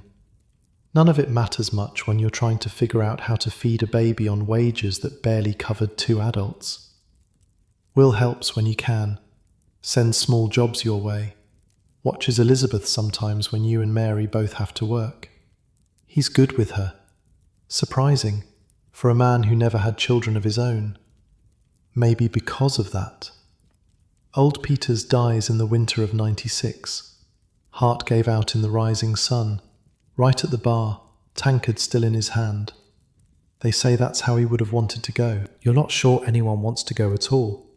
But if you have to, that's probably not the worst way. Margaret the match seller keeps on. She must be ancient now, 100 years old if she's a day, but she's still in her spot every morning, still selling her wares, still knowing everyone's secrets. You wonder sometimes what she knows about you. Young Danny finishes his apprenticeship with the butcher, sets up his own stall, gets married to a girl from Covent Garden. Life goes on. Elizabeth grows. She learns to crawl in those cramped rooms, dodging furniture and sawdust and the various tools of your trade. She learns to walk by holding onto the table you built, the one made from salvaged oak. She says her first words, "Mama," and "Da," and then, mysteriously, "Moon," which makes no sense until you realise she can see the Crescent shop sign on Holywell Street from the back window. The Crescent Moon, one of the oldest shop signs in London, hanging over a bookshop that's been there longer than anyone remembers. Gold paint faded by generations of soot. Elizabeth points at it every evening, when the light catches it just right. "Moon," she says. "That's right," you tell her. Moon. By the time she's 3, Elizabeth is running through the streets like she owns them, playing with the other children in the courts and alleys, learning, as you learned, which corners are safe and which aren't, which shopkeepers will slip her a treat and which will chase her away, how to move through the crowd without getting trampled, how to disappear into a doorway when trouble comes walking by. She's a child of Wych Street now, this narrow, dark, dirty, Wonderful place is all she knows.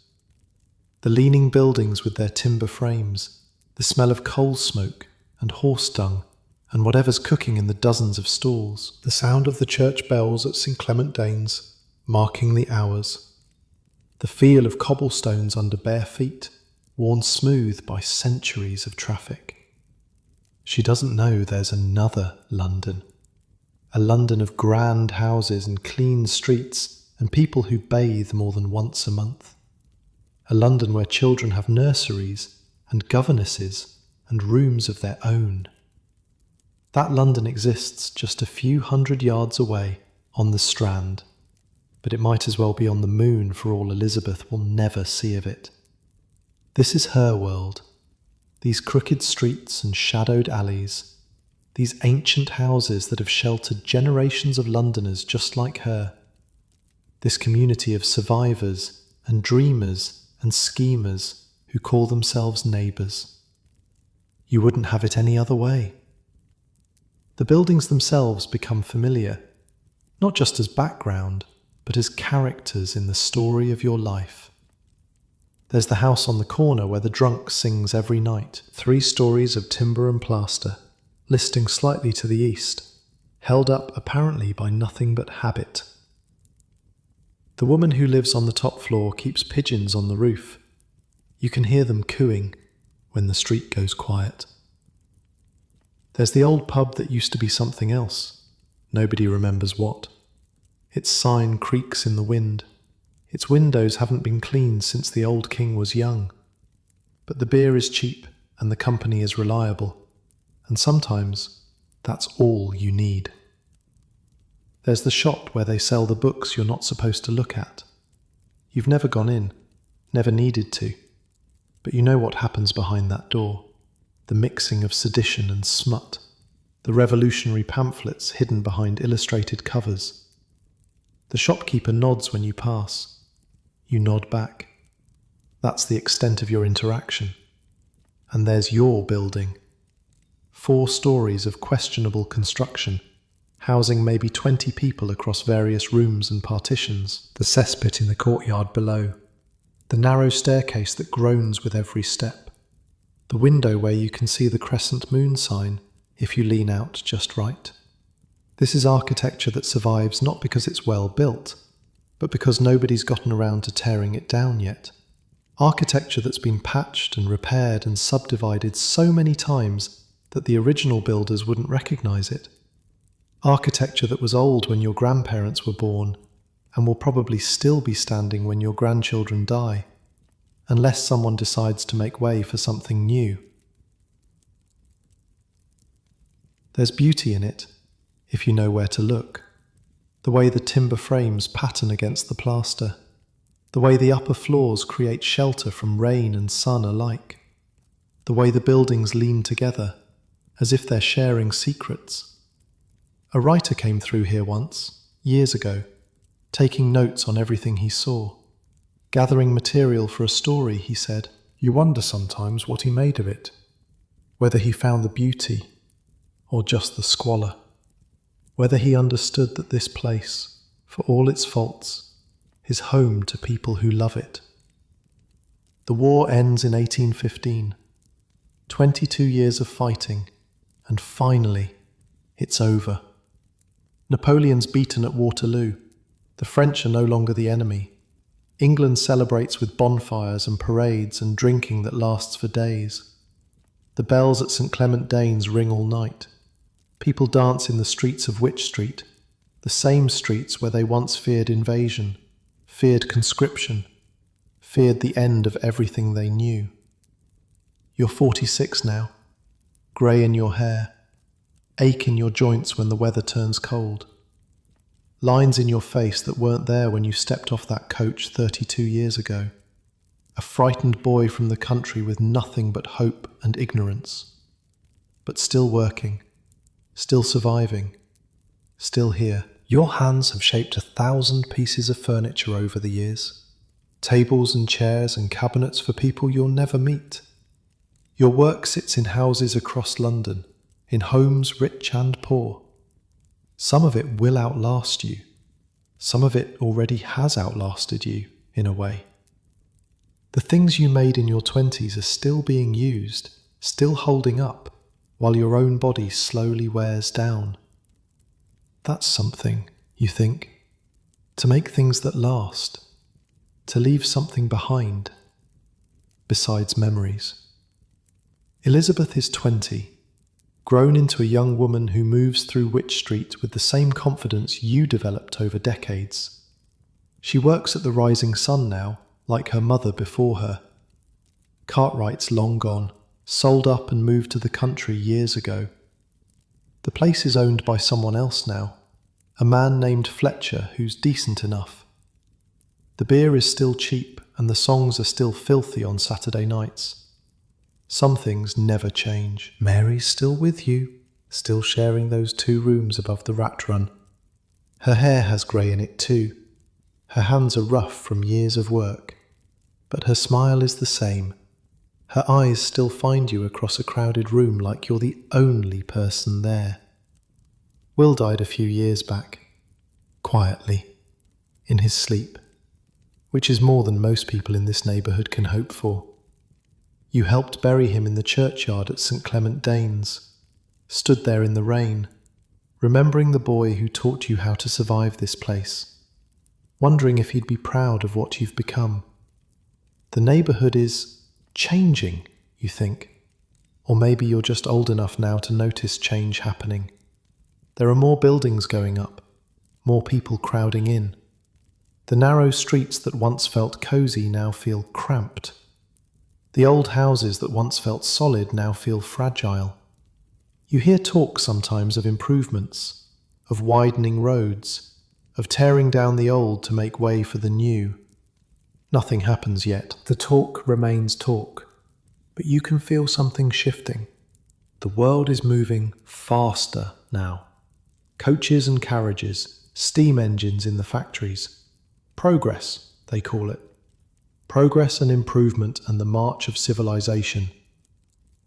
You're not sure what that means for places like Wych Street, for buildings that have stood for 2 centuries, for communities that have grown up in the shadows of those buildings, for people like you, who've spent their whole lives in these narrow lanes. But that's a worry for another day. Tonight, you're home. Elizabeth brought her young man to dinner, a cooper's apprentice from Drury Lane. Seems decent enough.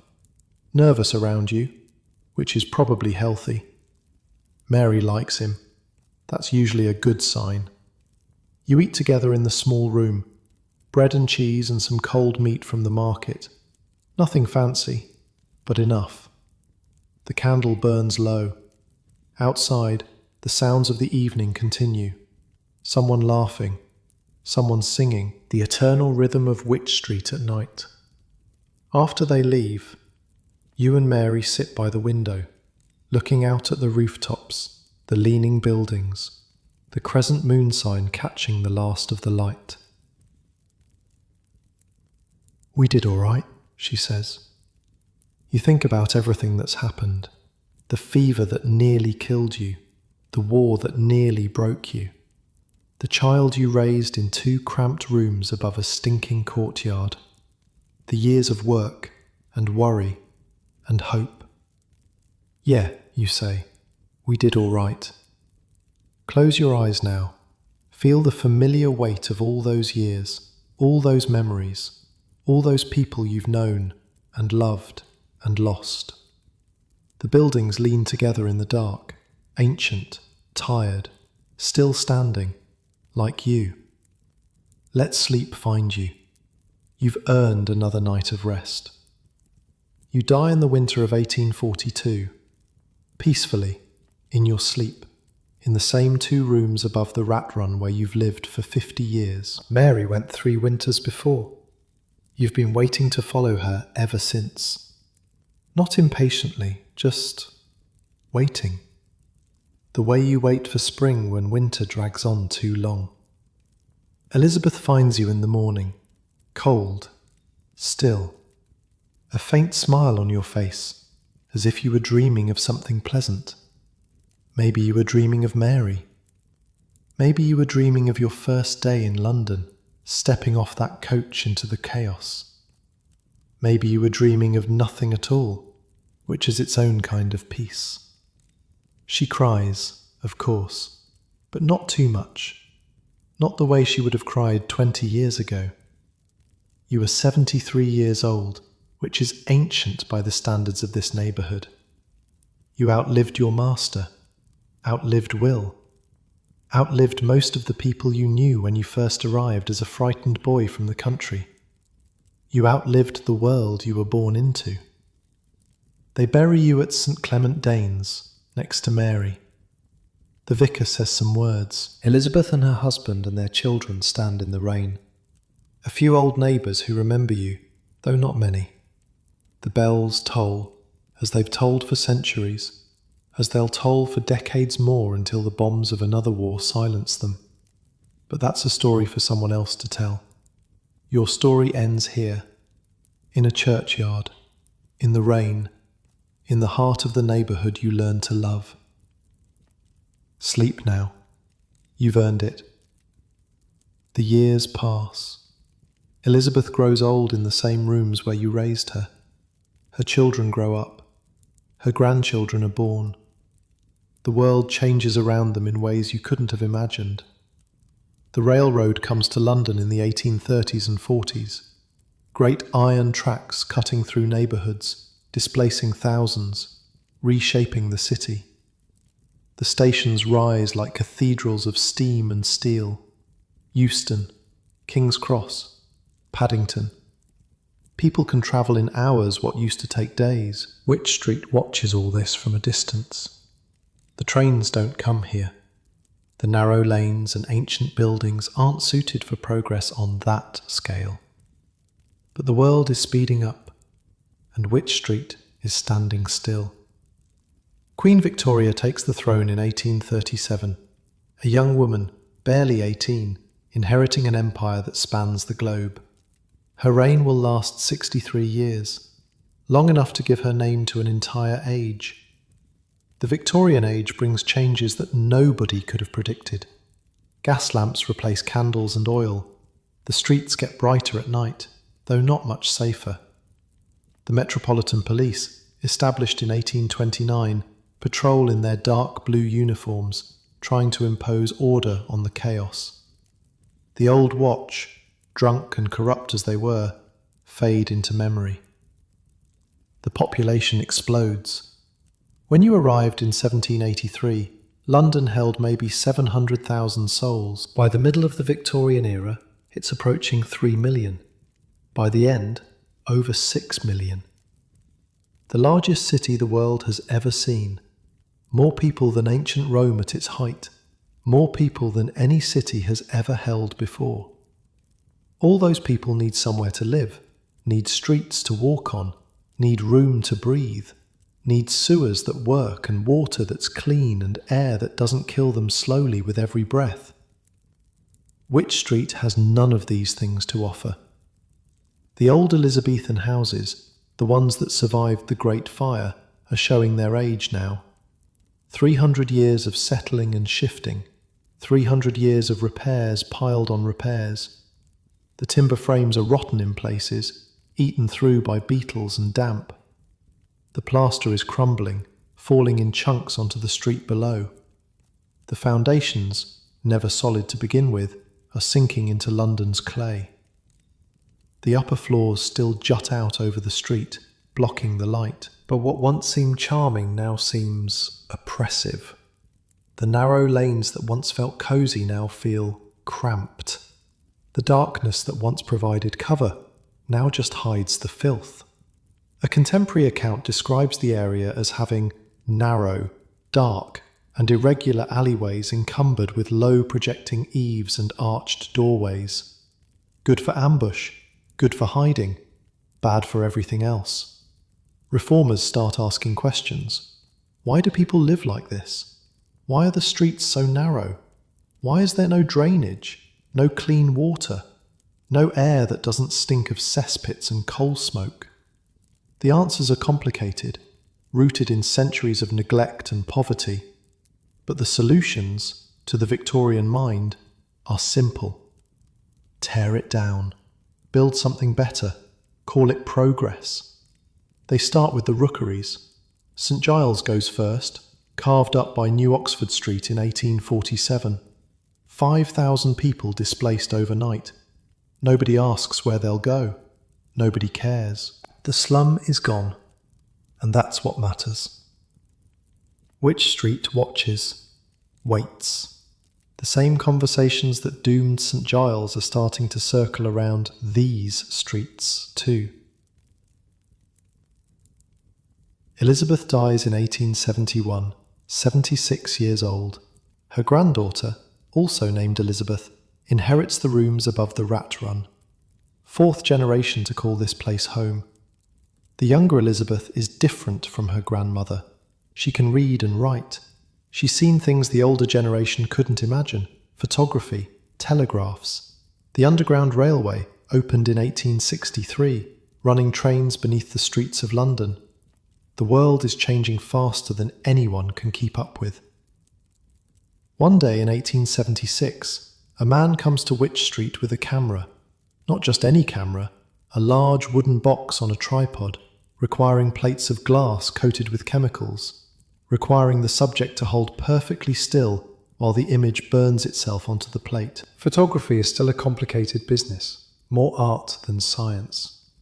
The exposure takes several seconds.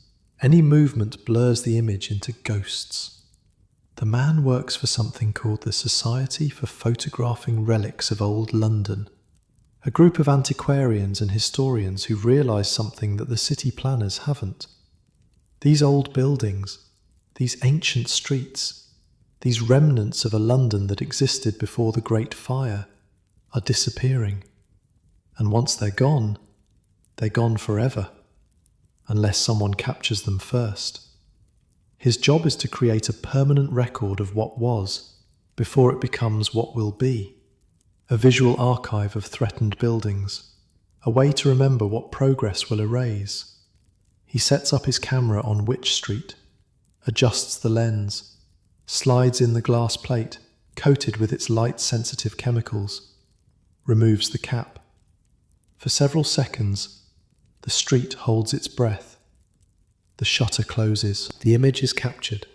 The old houses with their jettied upper floors, the crooked doorways, the shop signs weathered by generations of soot, all of it frozen in silver and light, fixed forever on a glass plate that will outlast the buildings themselves by more than a century.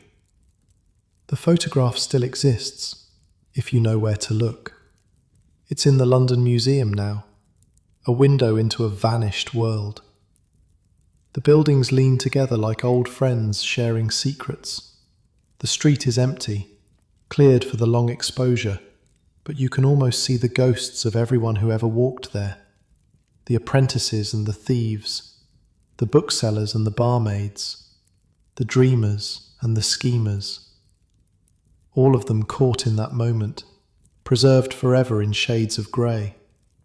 Elizabeth watches the photographer pack up his equipment, the wooden tripod, the glass plates in their protective cases, the black cloth he used to shield the lens. She knows what it means. You don't photograph something unless you're afraid it won't be there tomorrow. The talk gets louder as the century wears on. The streets are too narrow for modern traffic. Carriages can barely pass. The buildings are too old, too decrepit, too dangerous. The courts and alleys are breeding grounds for disease. Cholera swept through London in 1854, killing thousands. The Great Stink of 1858 made the Thames so foul that Parliament couldn't meet. Something has to be done. The London County Council, created in 1889, starts making plans. Grand plans, modern plans. Wide boulevards like Paris, grand buildings of Portland stone and red brick. A new street called Kingsway, driving straight through the heart of the old neighbourhood. Another called Aldwych, curving around where Wych Street used to be. The old streets are in the way. They'll have to go. Elizabeth's granddaughter, the third Elizabeth, reads about the plans in the newspaper, compulsory purchase orders, demolition schedules, relocation notices. The language is dry and bureaucratic, but the meaning is clear. They're going to tear it down. All of it. Every house, every shop, every tavern that stood here since the old queen with the red hair sat on the throne. Gone, as if it never existed. She walks through the neighbourhood that evening, past the rising sun where her great-great-grandmother once worked, past the crescent moon sign on Holywell Street, faded now but still hanging, past the spot where the Globe Theatre used to stand before it was torn down for something newer. The buildings lean together in the gathering dark, 300 years old and still standing, survivors of the great fire that destroyed everything around them, survivors of plague and poverty and progress, but not survivors of this. There's something called a listed building now, a way to protect places of historical importance from demolition, but it's too new, too weak, too late. Nobody thinks to protect Wych Street. It's just a slum, after all. Just narrow lanes and old houses and shadows. Nothing worth saving. The demolition begins in the last years of the 19th century. Crews with pickaxes and crowbars, carts to haul away the rubble, dust rising in clouds as timber and plaster give way to brute force. The buildings that survived the Great Fire of 1666 don't survive the London County Council of 1899. One by one, they come down. The houses where families lived for generations, where children were born and old people died, where the same floorboards creaked under the feet of great-grandparents and great-grandchildren, the shops where books were sold, legal and otherwise, where revolutionaries browsed next to pornographers, where ideas that would change the world sat on shelves next to pictures that would make a bishop faint. The taverns where songs were sung and stories were told, where deals were made and hearts were broken, where the bar wenches belted out filthy verses on Saturday nights to the great amusement of the crowd. All of it. Gone. The theatres go too. The Olympic, built from the timbers of a French warship. The Globe, third of 5 theatres to bear that name, built on the site where lawyers once studied. The Opera Comique, the Gaiety. All of them demolished to make way for the new Aldwych. The crescent moon sign comes down from Holywell Street, the oldest shop sign in London, some said. Nobody thinks to save it. It's just a piece of painted wood, after all. Just a memory, hanging on a wall that won't be there tomorrow. The third Elizabeth moves to Islington, rents a room in a building made of brick, with proper drains and gas lighting and all the modern conveniences. It's safer, cleaner, more respectable. But at night, sometimes, she dreams of narrow streets and leaning buildings, of a crescent moon sign catching the light, of the sound of bells from St. Clement Danes, marking the hours as they've marked them for 500 years. She dreams of a place that no longer exists. By 1901, Wych Street is gone. Where the narrow lanes used to wind, there's now a broad curve of road called Aldwych. Where the old houses used to lean, there are grand new buildings of stone and brick. Australia House, India House, Bush House, which will one day hold the BBC. The kind of imperial architecture that announces to the world, this is the heart of an empire. This is progress. This is modern. The old neighbourhood is buried beneath. Not just demolished, but erased. Even the street names are changed. Even the memory is paved over. A person could walk through that curved new road and never know what used to stand there. Never guess that beneath their feet, in some metaphorical sense, lies the ghost of one of London's most storied neighbourhoods. The narrow streets where Jack Sheppard learned his trade before turning to crime. The bookshops where sedition and smut were sold side by side, revolution hiding behind pornography. The taverns where songs were sung that would make a sailor blush and a vicar faint. The coffee houses where men like Samuel Johnson held court and con men like Henry Perfect found their marks. The music shop where a young German immigrant named Astor sold flutes before sailing to America to become its first multimillionaire. All of it gone, replaced by stone and steel and progress, replaced by the grand curve of Aldwych, which ironically takes its name from the old neighbourhood it destroyed. Aldwych, Aldwych, Wych Street, the new road named for the old road it erased. But maybe not entirely gone. The photographs survive, the old maps survive, the stories survive, passed down through generations, written in books and archives and memories. The neighbourhood is gone, but the idea of it persists. The knowledge that once, in this exact spot, people lived and loved and struggled and survived. People who were no different from you. People who wanted the same things you want. A home, a family, a life that means something. That's something, isn't it? You arrived in 1783, a frightened boy from the country, stepping off a coach into the chaos of London. You learned to survive in streets so narrow the sun barely reached the ground. You learned to recognise the footpaths and avoid the cesspits and find your way through fog so thick you could taste it.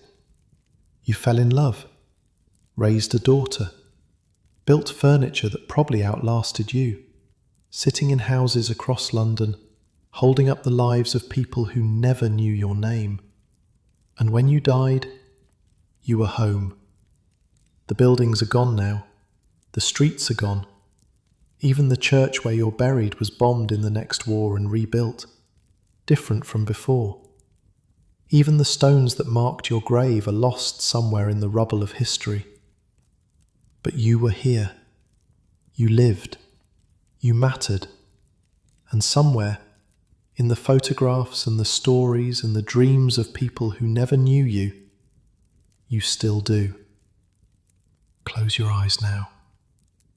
Let the images fade. The leaning buildings, the narrow streets, the crescent moon sign. Let them sink into the darkness, where dreams live. You've walked through history tonight, through a vanished world, through streets that existed for 3 centuries and then disappeared in the space of a few years. Sleep now. Dream of narrow streets and ancient buildings. Dream of a London that was. If you went to London tomorrow, if you flew across the ocean or took a train through the tunnel, or however people travel these days, if you walked down the Strand from Trafalgar Square, past the grand hotels and the theatres, and the shops selling things you don't need at prices you can't afford, if you turned left at St Clement Danes, that old church with the bells that still ring out the hours, and looked at the curved road sweeping around to your right, you'd see Aldwych. It's a strange shape on a map, almost like a letter D bulging out from the straight line of the Strand. Some people call it the crescent, others just call it the curve. Whatever you call it, it's distinctive, the kind of road that makes you think someone planned it that way for a reason. And they did. They planned it to replace something else, something older, something that had been there for 300 years, before the planners decided it was in the way. The grand buildings lining the curve look like they've been there forever. Portland stone and red brick, columns and cornices, the kind of architecture that announces importance. Australia House, with its bronze statues and its grand facade, houses the Australian High Commission. India House does the same for India. Bush House, that massive stone block in the middle, used to be the headquarters of the BBC World Service.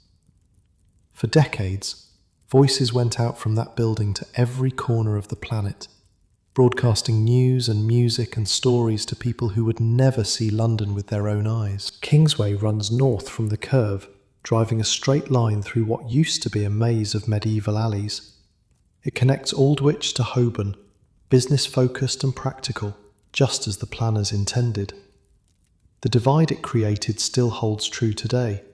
Vibrant Covent Garden to the west, the legal courts and financial offices to the east, a boundary drawn in stone and asphalt, where crooked lanes used to wind.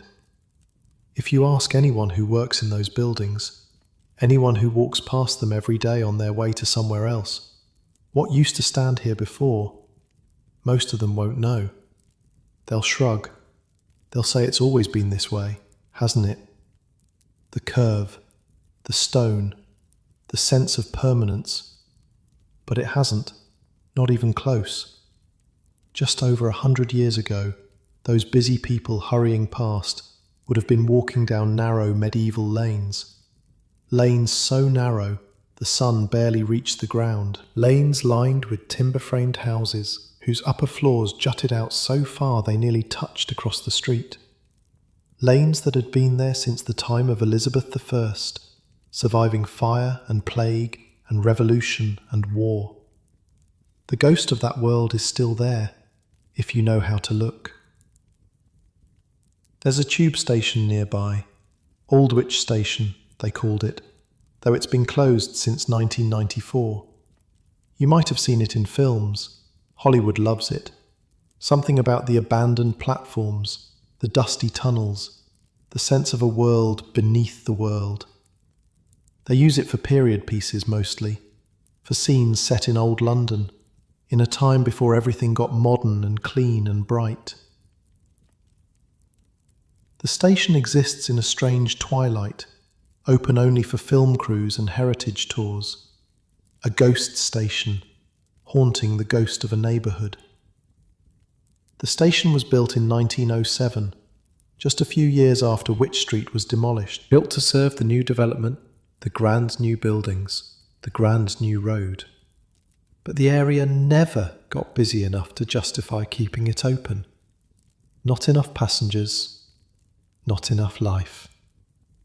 The commuters who might have filled those platforms, the workers and shopkeepers and ordinary people, they'd already been displaced, moved on to other neighbourhoods, other lives.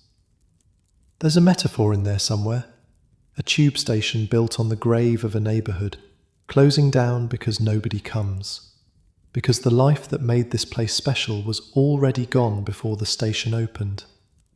But that's probably reading too much into it. Charles Dickens knew these streets. Not our protagonist's story, obviously. Dickens was born in 1812, 30 years after our frightened apprentice arrived. But Dickens walked these lanes, worked nearby as a young man, in a blacking factory by the Thames, pasting labels onto bottles while his father sat in debtor's prison. He knew poverty, knew the shame of it, knew how it felt to be young and scared in a city that didn't care whether you lived or died. He came back later, as a writer, gathering material for the stories that would make him famous. Walked through St. Giles and worse slums, guided by police inspectors who carried lanterns into the darkest rookeries. Took notes, asked questions, remembered. They say Wych Street inspired parts of Bleak House, the narrow alleys, the jettied buildings, the sense of a world crammed together, pressing in on itself, struggling to breathe. The courts and passages where fog gathered and never quite lifted, where poverty and crime lived side by side with art and commerce and dreams, where the smoke from 1,000 chimneys mixed with the mist from the Thames to create something that was neither fog nor smoke, but a third thing entirely. A London particular, they called it. Dickens wrote about it better than anyone. Dickens had a gift for seeing the life in places like this. Not just the squalor, though he saw that too, but the humanity, the people trying to survive in conditions that would crush someone weaker, the small kindnesses, and the large cruelties. The way a neighbourhood could be a prison and a home at the same time. He wrote about places like Wych Street because he understood that the poor have stories too, that a thief can be a hero, that a barmaid can be brave, that the people history forgets were once just as alive as the kings and queens that history remembers. The streets are gone now, the buildings are gone, but Dickens's words survive. And in those words, something of the old neighbourhood lives on. Not accurately, maybe. Fiction never is, but truthfully, in a way that matters more than accuracy. You've walked through that world tonight, in your imagination, in the spaces between sleep and waking. You've smelled the coal smoke and the horse dung and the Thames at low tide. You've felt the rough wool blankets and the hard straw pallets and the splinters from unfinished wood. You've heard the bells of St. Clement Danes marking the hours, the same bells that mark them still. You've tasted the weak beer and the stale bread, and the hope that tomorrow might be better than today.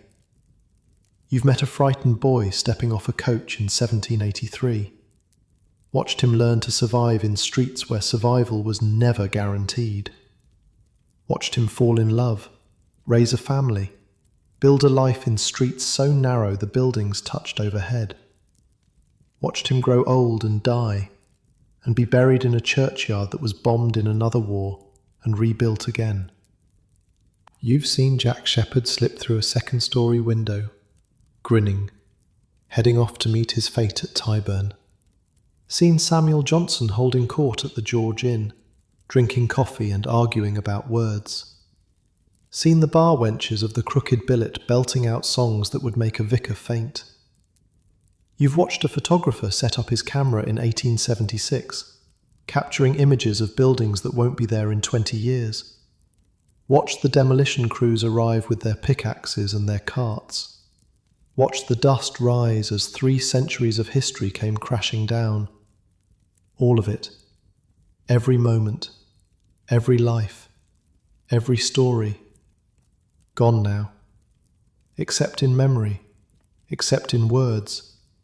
Except in the imagination of people like you, lying in the dark, listening to tales of a world that vanished before your grandparents were born. That's the strange thing about the past, isn't it? It's always there, beneath our feet. Every street we walk on was walked on by someone else before. Every building we enter was built on the foundation of something older. Every city is a palimpsest, layers upon layers of human lives, scraped away and written over again and again.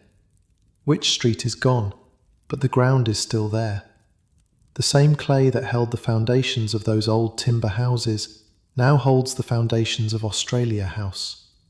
The same earth that absorbed the blood of executions and the tears of lovers and the sweat of workers absorbs the footsteps of tourists and office workers and people hurrying to catch a bus. The people who walk there today don't know, don't think about it. Why would they? They have their own lives, their own worries, their own stories to live. They don't have time to wonder about the ghosts beneath their feet. But the ghosts are there, always there. The frightened apprentice, and the celebrity thief, and the barmaid who dreamed of something better. The master carpenter who taught his trade and died of fever. The children who played in the courts and alleys, some of whom grew up and some of whom didn't. The lovers who met in taverns, and the criminals who plotted in shadows, and the ordinary people who just wanted to get through another day. They lived, they mattered, and now they sleep.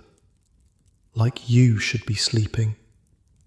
Feel the weight of your blankets, so much softer than the rough wool that covered our protagonist on those cold nights in the workshop. Feel the mattress beneath you, so much kinder than a pallet of straw in a corner. You have clean water by your bed, maybe. You have heat that doesn't require stoking a fire. You have light at the touch of a switch. You have safety, more or less. Comfort, more or less. A life that people in 1783 couldn't have imagined. They struggled so you could rest. Not you specifically, maybe, but people like them. Generations of people who worked and suffered and survived, building the world that you inherited, laying the foundations, even as those foundations were demolished and replaced and built over again. You owe them something. Not much, just a moment of remembrance, just an acknowledgement that they were here, that they lived, that their lives, however brief, however hard, however forgotten, mattered. You've given them that tonight, by listening, by imagining, by letting their stories into your dreams. That's enough. That's more than most people do. Now, let go. Let the images fade. The leaning buildings and the narrow streets, the crescent moon sign and the rising sun tavern, the fog and the filth and the fear and the hope. Let it all sink into the darkness where dreams live and memories rest. Wych Street has been gone for more than a century. The people who lived there are gone even longer, but stories have a strange kind of permanence. They survive when buildings fall. They outlast empires. They travel across oceans and down through generations, changing shape but never quite disappearing. Somewhere, right now, someone else is lying in the dark, thinking about the past, about the lives that came before, about the streets that were demolished and the people who were displaced, and the worlds that were lost in the name of progress. Maybe they're thinking about Wych Street. Maybe they're thinking about some other vanished place. It doesn't matter. What matters is the thinking, the remembering, the refusal to let the dead be entirely forgotten. That's what stories do. That's why we tell them. Not to bring back what's lost, because nothing brings back what's lost, but to honour it, to acknowledge it, to say, you were here. And that means something, even if nobody else remembers. You were here. Our frightened apprentice was here. Mary was here. Elizabeth and her children, and her grandchildren, were here. Jack Shepherd was here, grinning his way to the gallows. Samuel Johnson was here, defining words that we still use today. The bar wenches and the bookshops, and the buildings that lean together like old friends. All of them, here, once. Gone now, like everything, like everyone, like you and me and everyone who's ever lived, but not forgotten, not entirely, not as long as someone tells the story. Sleep now. The bells of St. Clement Danes are ringing somewhere in your dreams. Oranges and lemons, say the bells of St. Clement's. The old nursery rhyme, sung by children who never knew what the words meant, passed down through generations who forgot where it came from. The bells are ringing, the fog is lifting, the sun is rising over a London that doesn't exist anymore. A London that only exists now in photographs and stories, and the dreams of people who never saw it.